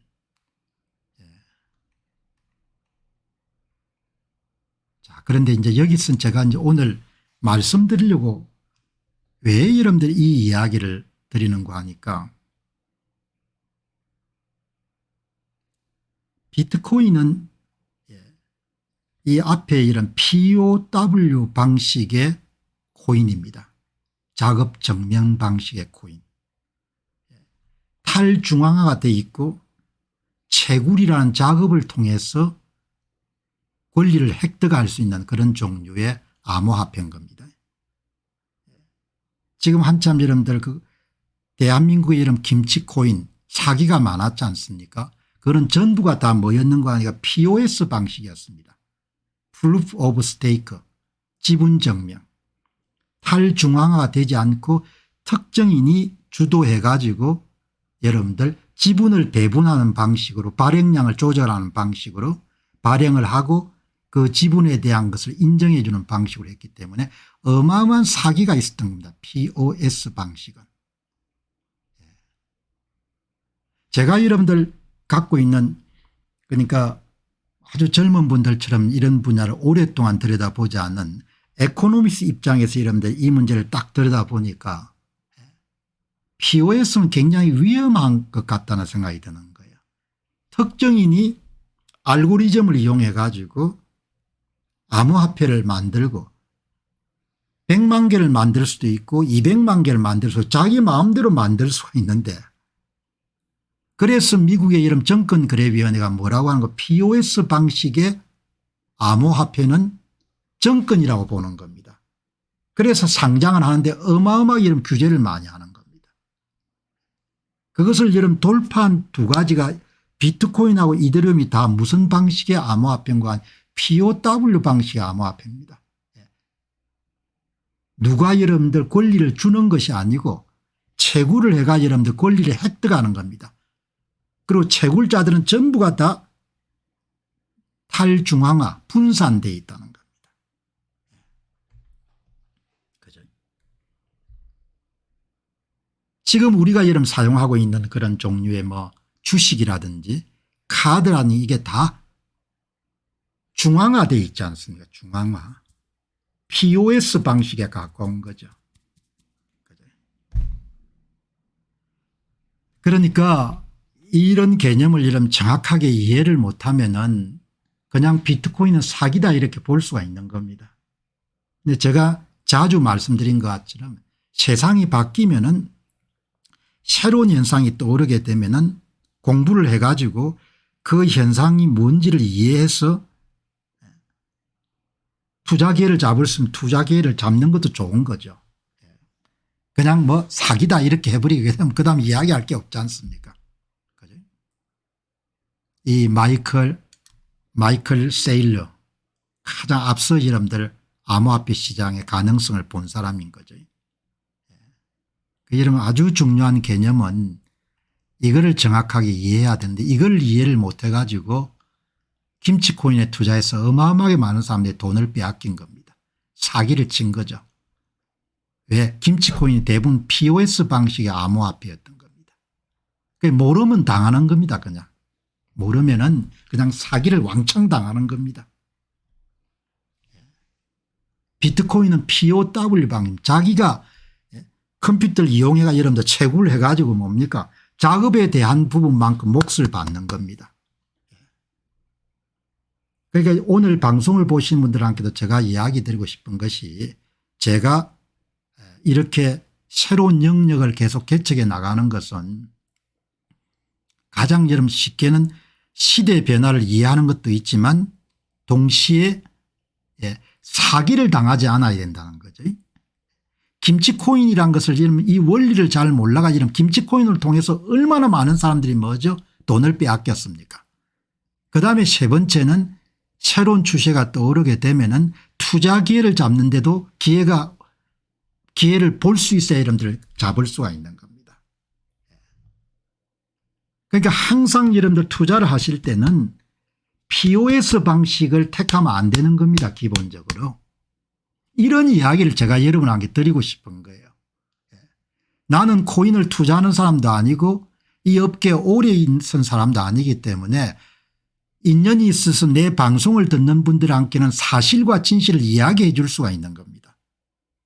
내가 공부를 해보니까 만일 암호화폐 투자를 해야 되면 반드시 POW 방식의 암호화폐 투자를 해야 되는 겁니다.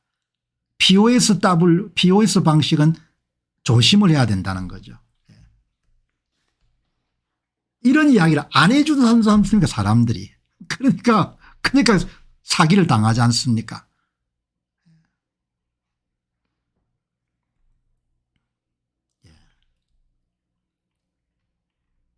그러니까 이런 사람을 두고 미쳤다고도 할 수 있는 겁니다. 미친 사람이다. 근데 미친 사람이 투자를 해가 이런 어마어마한 부를 형성한 겁니다. 남보다 먼저 봤기 때문에. 그런데 이게 끝난 게임이 아니라는 거죠. 왜? 이 시장이 이제 태동하기 시작한 거죠. 한참.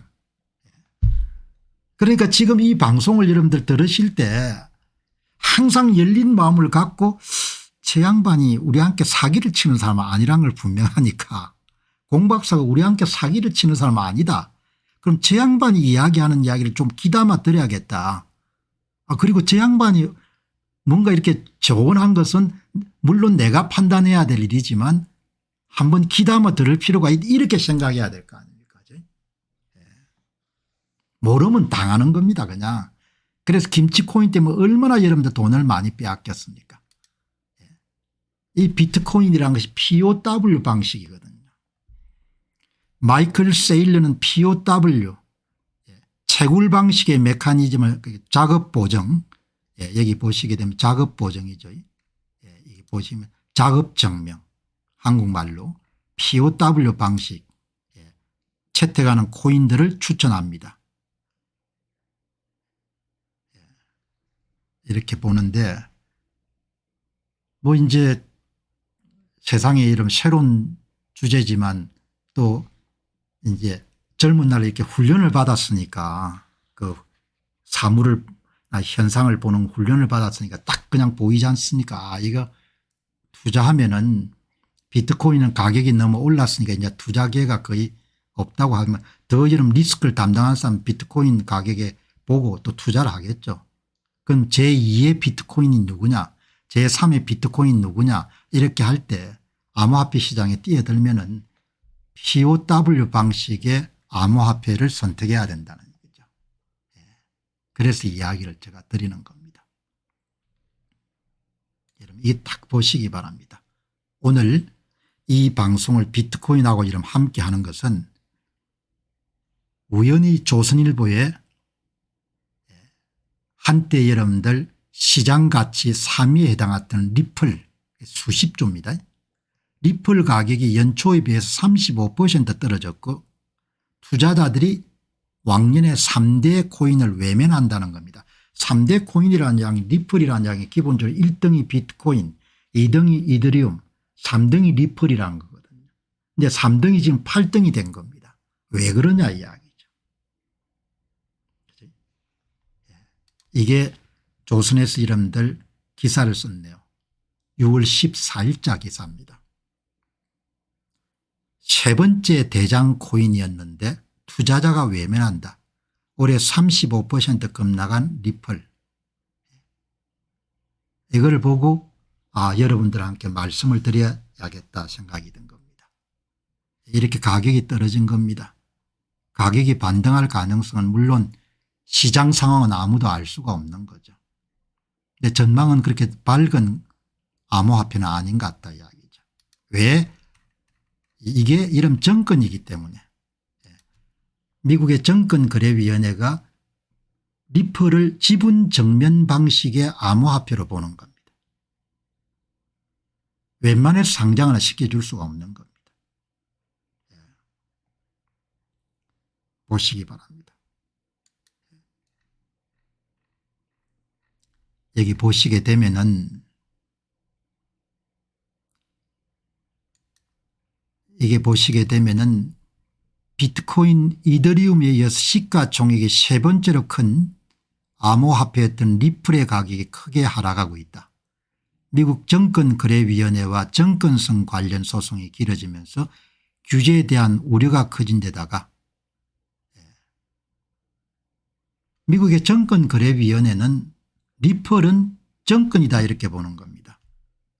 왜? 채굴을 통해서 여러분들 권리를 획득한 것이 아니고 너희들이 알고리즘을 통해서 만든 다음에 권리를 배분하지 않았느냐.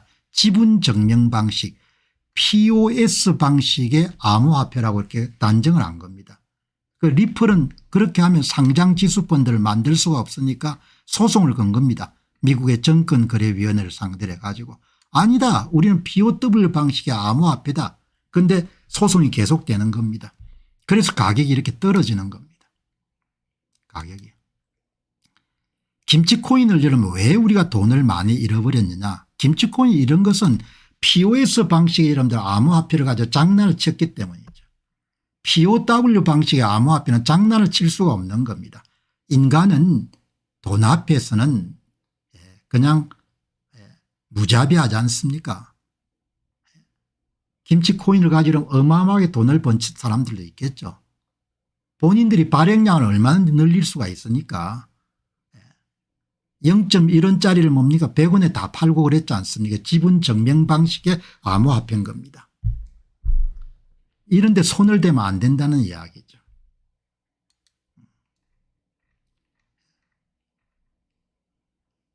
물론 여러분 앞으로 상황이 바뀔 수 있겠지만 이게 미국의 정권거래위원회가 암호화폐에 대해서 굉장히 엄격한 기준을 갖고 있는데 이게 정권이라고 본 겁니다. 내가 봐도 정권이고 POS 방식의 암호화폐이기 때문에. 올해 초 미국의 정권거래위원회가 비트코인 현물 ETF의 발행과 매매를 승인한 이후에 주요 가상자산 가격은 크게 올랐지만 리플은 지금껏 다른 흐름을 보였다. 왜? POS 방식이니까. 계속 내려갈 수밖에 없는 거죠. 시가총액이 3위에서 8위까지 떨어진 겁니다. 과거 리플에서 임원으로 일했던 션 맥벌라이드는 리플과 미국 정권거래위원회 법적 분쟁이 길어지면서 규제 불확실성을 우려한 투자자들이 등을 돌리고 있다. 이 사람은 이렇게 이야기했지만 저는 다르게 보는 겁니다. 규제 불확실 문제도 굉장히 중요하지만 구조적으로 정권 성격이 강한 암호화폐가 리플 같다고 보는 거죠. 그러니까 물론 이 업계 대가들이 많습니까. 젊은 사람들은 어마어마하게 시간을 쏟아가지고 수년째 일을 해왔기 때문에. 그러나 내가 딱 여러분들 이 문제를 볼 때 POS 방식으로는 앞으로 살아남기가 쉽지 않을 것 같다 이렇게 보면 지금이야 가격이 시가총액이 5조 10조 되지만 이렇게 보는 겁니다. 지난 2020년 리플이 정권성 코인에 해당되냐면 리플의 발행사인 리플랩스를 정권법 위반 혐의로 제소했고 리플랩스는 이를 반박하여 SEC를 상대로 맞소송을 걸었다. 발행 주체가 존재하는 겁니다. 발행 주체가 몇 개를 발행할 건지를 여러분들 결정하고 가격을 여러분 결정하는 겁니다. 그러니까 정권인 거죠. 그게 POS 방식의 암호화폐인 겁니다. 물론 리플을 갖고 계시는 분들은 굉장히 화가 나는 일이지만 그러나 김치코인의 교훈을 잊어버려서는 안 된다는 겁니다.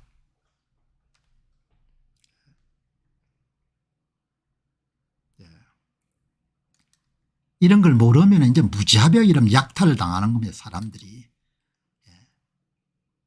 그 귀하게 여러분들 만든 재산을 제가 아는 분도 어마어마하게 돈을 뺏겼거든요.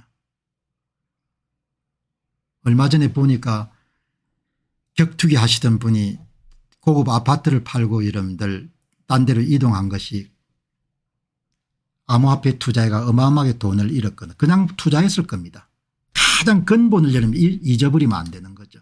그러니까 이 암호화폐를 제가 들여다보면서도 여러분이 아마 느꼈을 겁니다. 다른 사람들이 여러분들 암호화폐 전문가들이 막 이야기하는 거 공박사 이야기하는 좀 다르다고 생각할 겁니다. 왜? Get to the point. 핵심이 뭐냐 이야기죠. 선거든 의로 분쟁이든 간에 여러분들이 공병호 TV를 보면서 느끼신 거는 그걸 겁니다. Get to the point. 핵심이 뭐냐 이야기죠.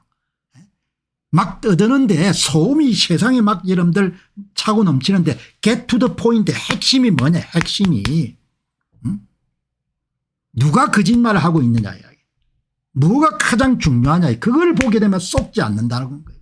속지 않고 기회를 잡을 수 있다는 겁니다. 오늘 이런 방송은 여러분들 이렇게 소신 있게 이야기해 주는 사람이 다른 정권 방송은 다 이런 눈치를 봐야겠죠. 암호화폐 전문가들도 POS 방식을 많이 갖고 있는 고객들도 있을 테니까 기분이 나쁘면 안 되지 않습니까? 그래서 빙빙빙빙 돌려서 이야기하겠죠. 내가 안 들어봐도 다 이해가 됩니다. 저는 정확하게 이야기하지 않습니까? 이해가 없으니까. 절대 POS 방식으로 가면 안 된다는 거 아니에요. 그게 김치코인의 교훈이다. 김치코인에서는 돈을 잃고 나서도 뭐 때문에 돈을 잃었는지 내 돈이 어디 갔나 생각하시는 분이 많을 겁니다. 한 놈이 뭡니까 발행을 해가지고 10억 개도 발행하고 100억 개도 발표하고 지가 이런 가격을 정해가지고 뭡니까 다 나눠주고 그렇게 하는데 어떻게 사기가 여러분들 안 가겠습니까? 사기가 가죠. 사기가 없으면 여러분 다 거짓말이죠. NJD님 고맙습니다. 자 여러분 이렇게 보니까 이게 리플이거든요. 보시죠. 지분 증명 방식의 암호화폐는 정권성 코인입니다. 중요하지 않습니까? 아주 간단하지만 리플은 정권성 코인입니다. 발행 주체가 있는 겁니다. 중앙화된 발행 주체가 있는 겁니다. 지분 증명 방식 POS 방식의 정권성 코인은 암호화폐의 양에 따라서 블록을 생성할 권한을 주는 방식으로 채굴이 필요하지 않고 노력이 필요하지 않는 겁니다. 그냥 간단하게 이렇게 보면 되는 겁니다. 리플은 작업 증명 방식이 아니라 채굴이 아니라 지분 증명 방식을 사용합니다. 리플은 최초 발행 이후에 추가 발행이 불가능한 암호화폐로 채굴이 필요하지 않습니다. 채굴은 뭐죠? 작업 증명 방식. 그냥 알고리즘을 이용해 처음에 이런 발행해버린 건 뭐죠? POS 방식인 겁니다. 이렇게 보시게 되면은 지금 지분 증명 방식의 대표적인 정권성 코인들이 이게 쫙 나와 있는데 이게 수십조 원들입니다. 이 지금. 그러니까 어마어마하게 큰 시장입니다. 이게 전부 다 POS 방식입니다. 에이다 4조 4천, 솔라나 2조 8천, 테조스 1조 4천, 알고랜드 1조 2천, 셀로 8천억 이렇게 돌아가는 겁니다. 모두가 다 무슨 방식이다? 지분 증명 방식의 여러분들 정권성 코인들인 겁니다. 상장 가능성이 굉장히 낮은 거죠. 자. POS 방식의 여러분들 1등부터 5등이고 그다음 보시게 되면 POW 작업 증명 방식의 코인 1등이 비트코인 이더리움 그다음 리플은 문제가 되니까 빼고 라이트코인 도지코인 비트코인 캐시 카르다노 스텔라 토론 모넬로 이런 것이 이제 작업 증명 방식의 여러분들 코인인 거죠. 그죠? 그다음에 뭐 여기 포함되어 있지 않지만 레이번 이런 것도 다 여러분들 POW 비트코인부터 레이번까지 레이번은 한 8천억 정도 될 겁니다. 시가총액이. 이렇게 여러분들 보시면은 이제 최소한 사기를 당하거나 이런 걸 피할 수가 있는 거죠. 그동안 중국에서 가장 좀 채굴을 많이 했죠. 비트코인 채굴을. 전기료가 비싸지고 중국 정부가 여러분들 막으니까 동남아로 다 빠지는 겁니다. 라오스는 여러분들 총 전기량의 3분의 1을 가상화폐를 채굴하는 겁니다. 전기만 되면 여러분들 그렇게 라오스나 캄보디아나 뭐 버마나 이런 데서 채굴 산업도 굉장히 괜찮을 것 같아요. 여기 보시기 바랍니다. 얼마나 이게 규모가 큰지. 채굴업체 비트유는 중국에서 10,000개 이상의 채굴기를 돌렸는데 컴퓨터를 돌린 거 아닙니까? GPU가 여러분들 장착된 컴퓨터를 돌려가지고 이렇게 일을 통해서 뭡니까? 권리를 얻는 겁니다. 2021년도 중국 정부가 가상화폐 채굴을 금지하면서 채굴장을 강제로 폐쇄하니까 다른 채굴장으로 간 거죠. 중국이 세계 채굴량의 75% 정도 차지할 정도입니다. 동남아로 다 이동하는 거죠. 그러니까 사기가 아니고 그냥 장르로 자리 잡은 겁니다.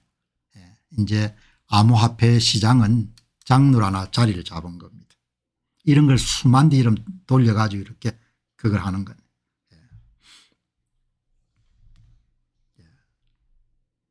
자, 여러분 보시게 되면 이제 최근에 트럼프가 이야기하지 않습니까? 미국도 채굴 산업을 이렇게 하겠다 이렇게 이야기하지 않습니까?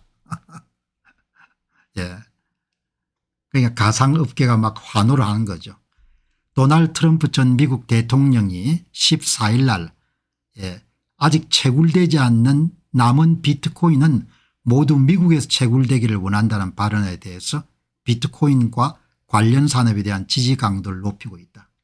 이게 사기가 아니라는 겁니다. 근데 다시 한 번 더 강조하게 되면은 이게 보시게 되면 남은 비트코인을 모두 다 미국산으로 만들고 싶다.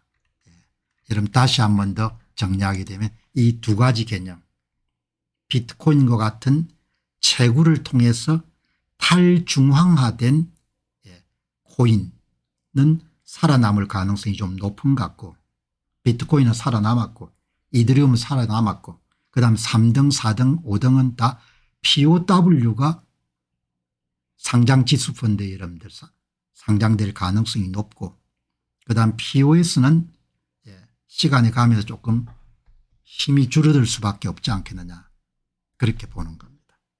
그 시장은 이미 다 아는 겁니다. 여러분 한번 보시기 바랍니다. 여기 보시게 되면은 이게 여러분들 POS 방식의 정권성 코인입니다. 시장 가치가 그렇게 높지 않죠. 4조 4천 2조 8천 1조 4천 1조 2천이죠. 그런데 POW 방식 보시기 바랍니다. 1200조 500조 200조 100조 50조 벌써 사람들이 이름들 뭐죠 똑똑한 사람들은 다 아는 겁니다. 그러니까 이런 종류의 여러분들 POS 방식의 코인을 갖고 있는 분들은 잘 판단해가 이제 좀 퇴각하는 게 좋겠죠. 이게 시장 가치가 다 다르지 않습니까? 두 자리 숫자가 여러분 10배 이상 되지 않습니까? 가능성이 높다고 보는 거죠. 그죠? 오늘 여러분 한번 잘 정리해서 말씀을 드렸습니다. 내가 젊은 분들이 하는 그런 코인 여러분들 방송 같은 거 들어보게 되면은 마이크로한 이야기가 참 많아요. 이 코인을 빨리 사야 됩니다. 뭐 얼마가 뜁니다. 뭐 이런 이야기인데 그거보다 큰 그림을 갖고 있어야 되는 거예요. 자기가. 큰 그림을 갖고 있어야 이걸 할 건지 안 할 건지 하면 어디로 갈 건지 이런 부분이 나올 거 아닙니까.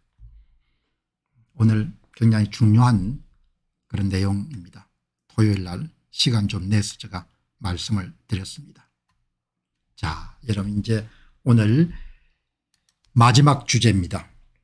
HBM 고대역폭 메모리.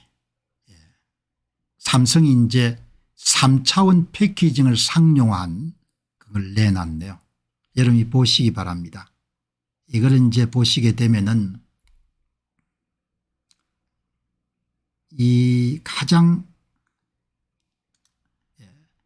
지금 이제 SK 하이닉스하고 삼성이 사용하고 있는 것은 주로 TSV 실리콘 관통 기술을 이용해가 이렇게 1040 뭐 8개인가 이렇게 구멍을 뚫지 않습니까? 이렇게 엘리베이터 방식이고, 이거는 이제 전원이 통하는 그런 선을 연결하는 이건 뭐 케이블카 방식이죠. 와이어 본딩 기술. 그런데 지금 여러분들 이제 등장하는 것이 지금까지 5세대 고대역풍 메모리는 GPU하고 메모리 반도체인 HBM을 수평으로 연결했지 않습니까? 이게 5세대까지 지금 SK 하이닉스가 납품하는 것도 이거죠. 그런데 이제 6세대 상품은 GPU 위에다가 HBM을 올리는 이런 식으로 변할 것이다. 이런 내용을 말씀을 많이 드렸지 않습니까? 6세대 고대역풍 메모리 HBM4는 GPU와 HBM을 수직으로 쌓는 패키징 기법을 사용할 것이다. 이렇게 이야기를 했는데 이게 이제 상용화되기 시작했네요. 그런 뉴스가 들어와 가지고 오늘 한번 여러분 다뤄보도록 그렇게 하겠습니다. 여기 보시게 되면은 삼성 AI 반도체가 3차원 패키징 기술이네요. 그러니까 여러분들 이렇게 하는 것이 2.5차원 이게 이제 3차원 패키징 기술이고 2.5차원 패키징 기술이네요. 삼성이 이제 이번에 컨퍼런스에서 파운드리 포럼 2024에서 공개를 했네요. 그래픽 처리 장치인 GPU 위에 고대역풍 메모리를 쌓아 올리는 서비스. 삼성전자 그래픽 처리 장치 위에 고대역풍 메모리를 쌓아 인공지능 가속기를 만드는 3차원 패키징 서비스를 연내 출시한다. 엔지니어들 대단하죠. 이렇게 미세 공정을 이용해 가지고 수평으로 여러분들 만들던 걸 수직으로 만드는 것이 발표된 지 얼마 안 돼가 이렇게 상용화되네요. 신제품들은 주로 이렇게 포럼을 통해서 발표를 하네요.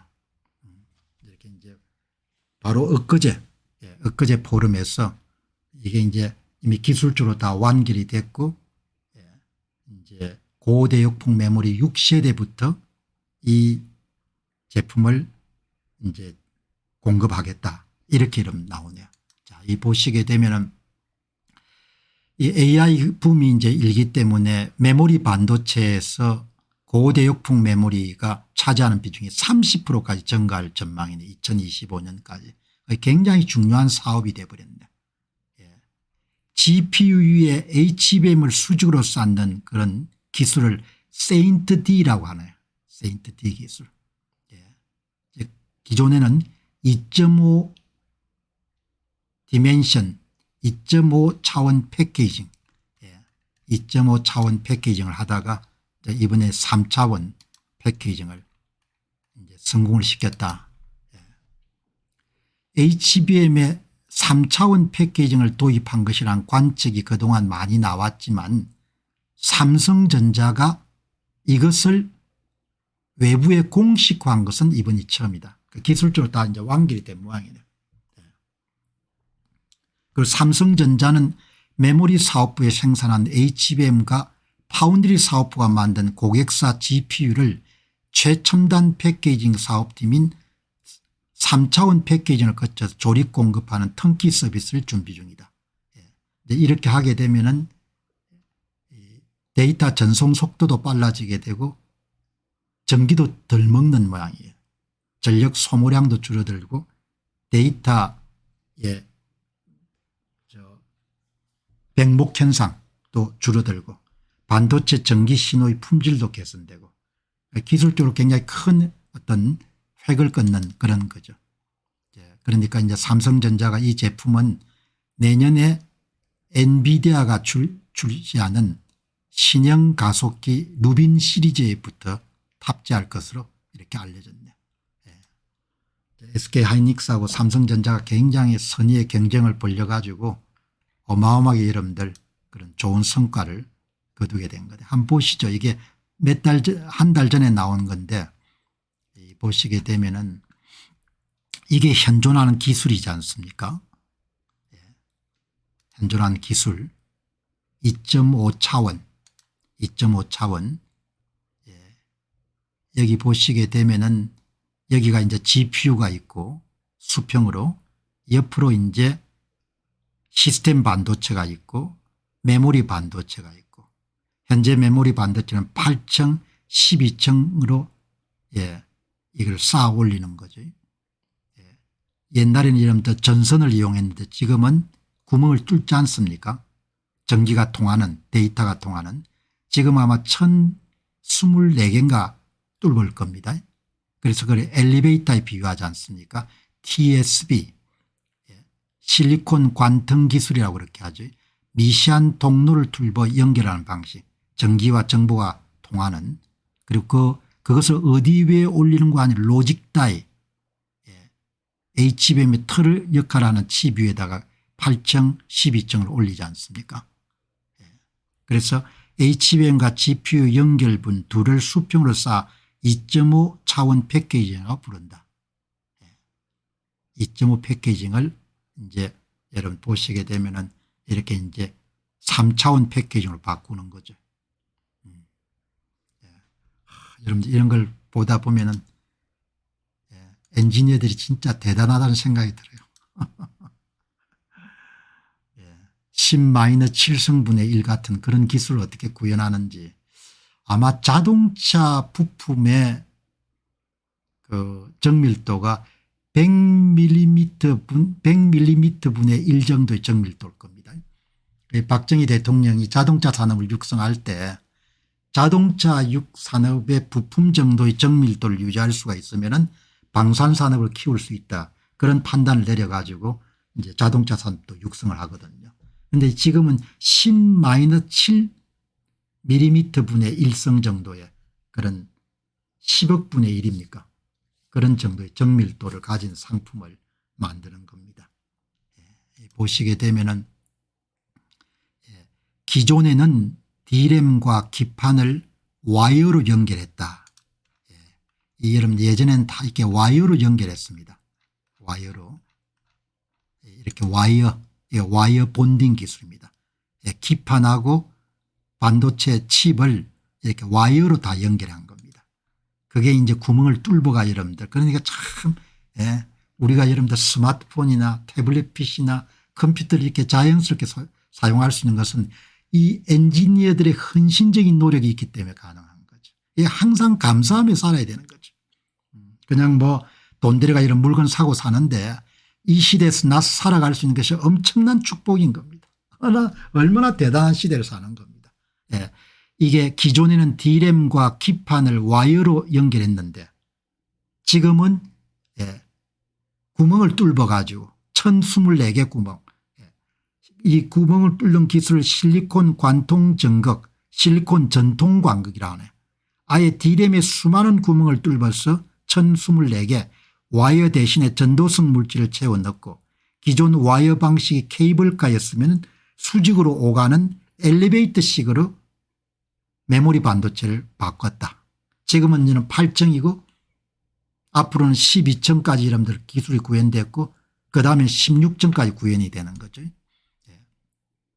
이런 방식을 쓰게 되면 데이터가 오고 가는 자체를 옆에 있는 것보다 여러분들 더 짧게 만들으니까 데이터 병목 현상도 줄고 전기도 적게 들고 현재 널리 쓰이는 것은 2.5 차원 패키징 기술인데 수평으로 하는 것. 그런데 이제 3차원 패키징 기술이 GPU 위에 HB를 쌓아 올리는 방식인데 그게 바로 이번에 이제 상용화됐다는 것을 2024년도 파운드리 포럼에 삼성전자가 발표했다. 그러면 뭐 SK 하이닉스도 거의 비슷한 속도로 기술이 돌아간 거죠. 여러분 이제 우리가 노력해야 되는 것은 건강하게 오래오래 사는 겁니다. 얼마나 이런 대단한 세상을 사는 겁니까. 다들 좀 건강하시고 엄청난 시대를 사는 겁니다. 그 이 시대에 나 사는 것만 하더라도 대단한 축복인 겁니다. 그리고 뭐 이러니 저러니 하더라도 대한민국만한 나라에 사는 것도 아주 괜찮은 겁니다. 복 받은 겁니다. 이렇게 여러분들 지금 돌아가는 겁니다. 제가 그동안 여러 번 이 문제를 다뤘기 때문에 삼성이 2024 파운드리 포럼에서 3차원 HBM 고대역풍 메모리가 기술적으로 다 완성이 됐고 이제 상용화를 앞두고 있다, 이런 내용이 나왔기 때문에 여러분들에게 말씀을 드렸습니다. 이제 오늘은 특별히 토요일이기 때문에 가상화폐, 암호화폐를 여러분들 진짜와 가짜를 구분하는 아주 중요한 기준, POS 방식하고 이런 POW 방식의 차이, 그리고 김치코인이 왜 패배했는가, 이런 부분들을 여러분 중심으로, 리플 가격은 왜 하락하고 있는가, 이런 것을 중심으로 이런 말씀을 드렸습니다. 이해관계가 없는 사람이니까 참조하셔 가지고 뭐 이렇게 돈을 잃거나 또 쏟거나 그런 일이 없었으면 좋겠습니다. 자, 여러분 이제 오늘 방송 마무리하고 또 내일 새 주제 여러분 준비해 가지고 여러분들 찾아뵙도록 하겠습니다. 여러분께서는 매일 제가 거의 전력 투구해 가지고 하루에 6시간에서 한 7시간 정도 투자한 그런 결과물을 이 실방송을 통해서 공개한다, 이렇게 생각하시면 좋겠습니다. 여러분들 많이 도움 받으시고 좋은 결실 맺었으면 좋겠습니다. 내일 뵙도록 하겠습니다. 고맙습니다.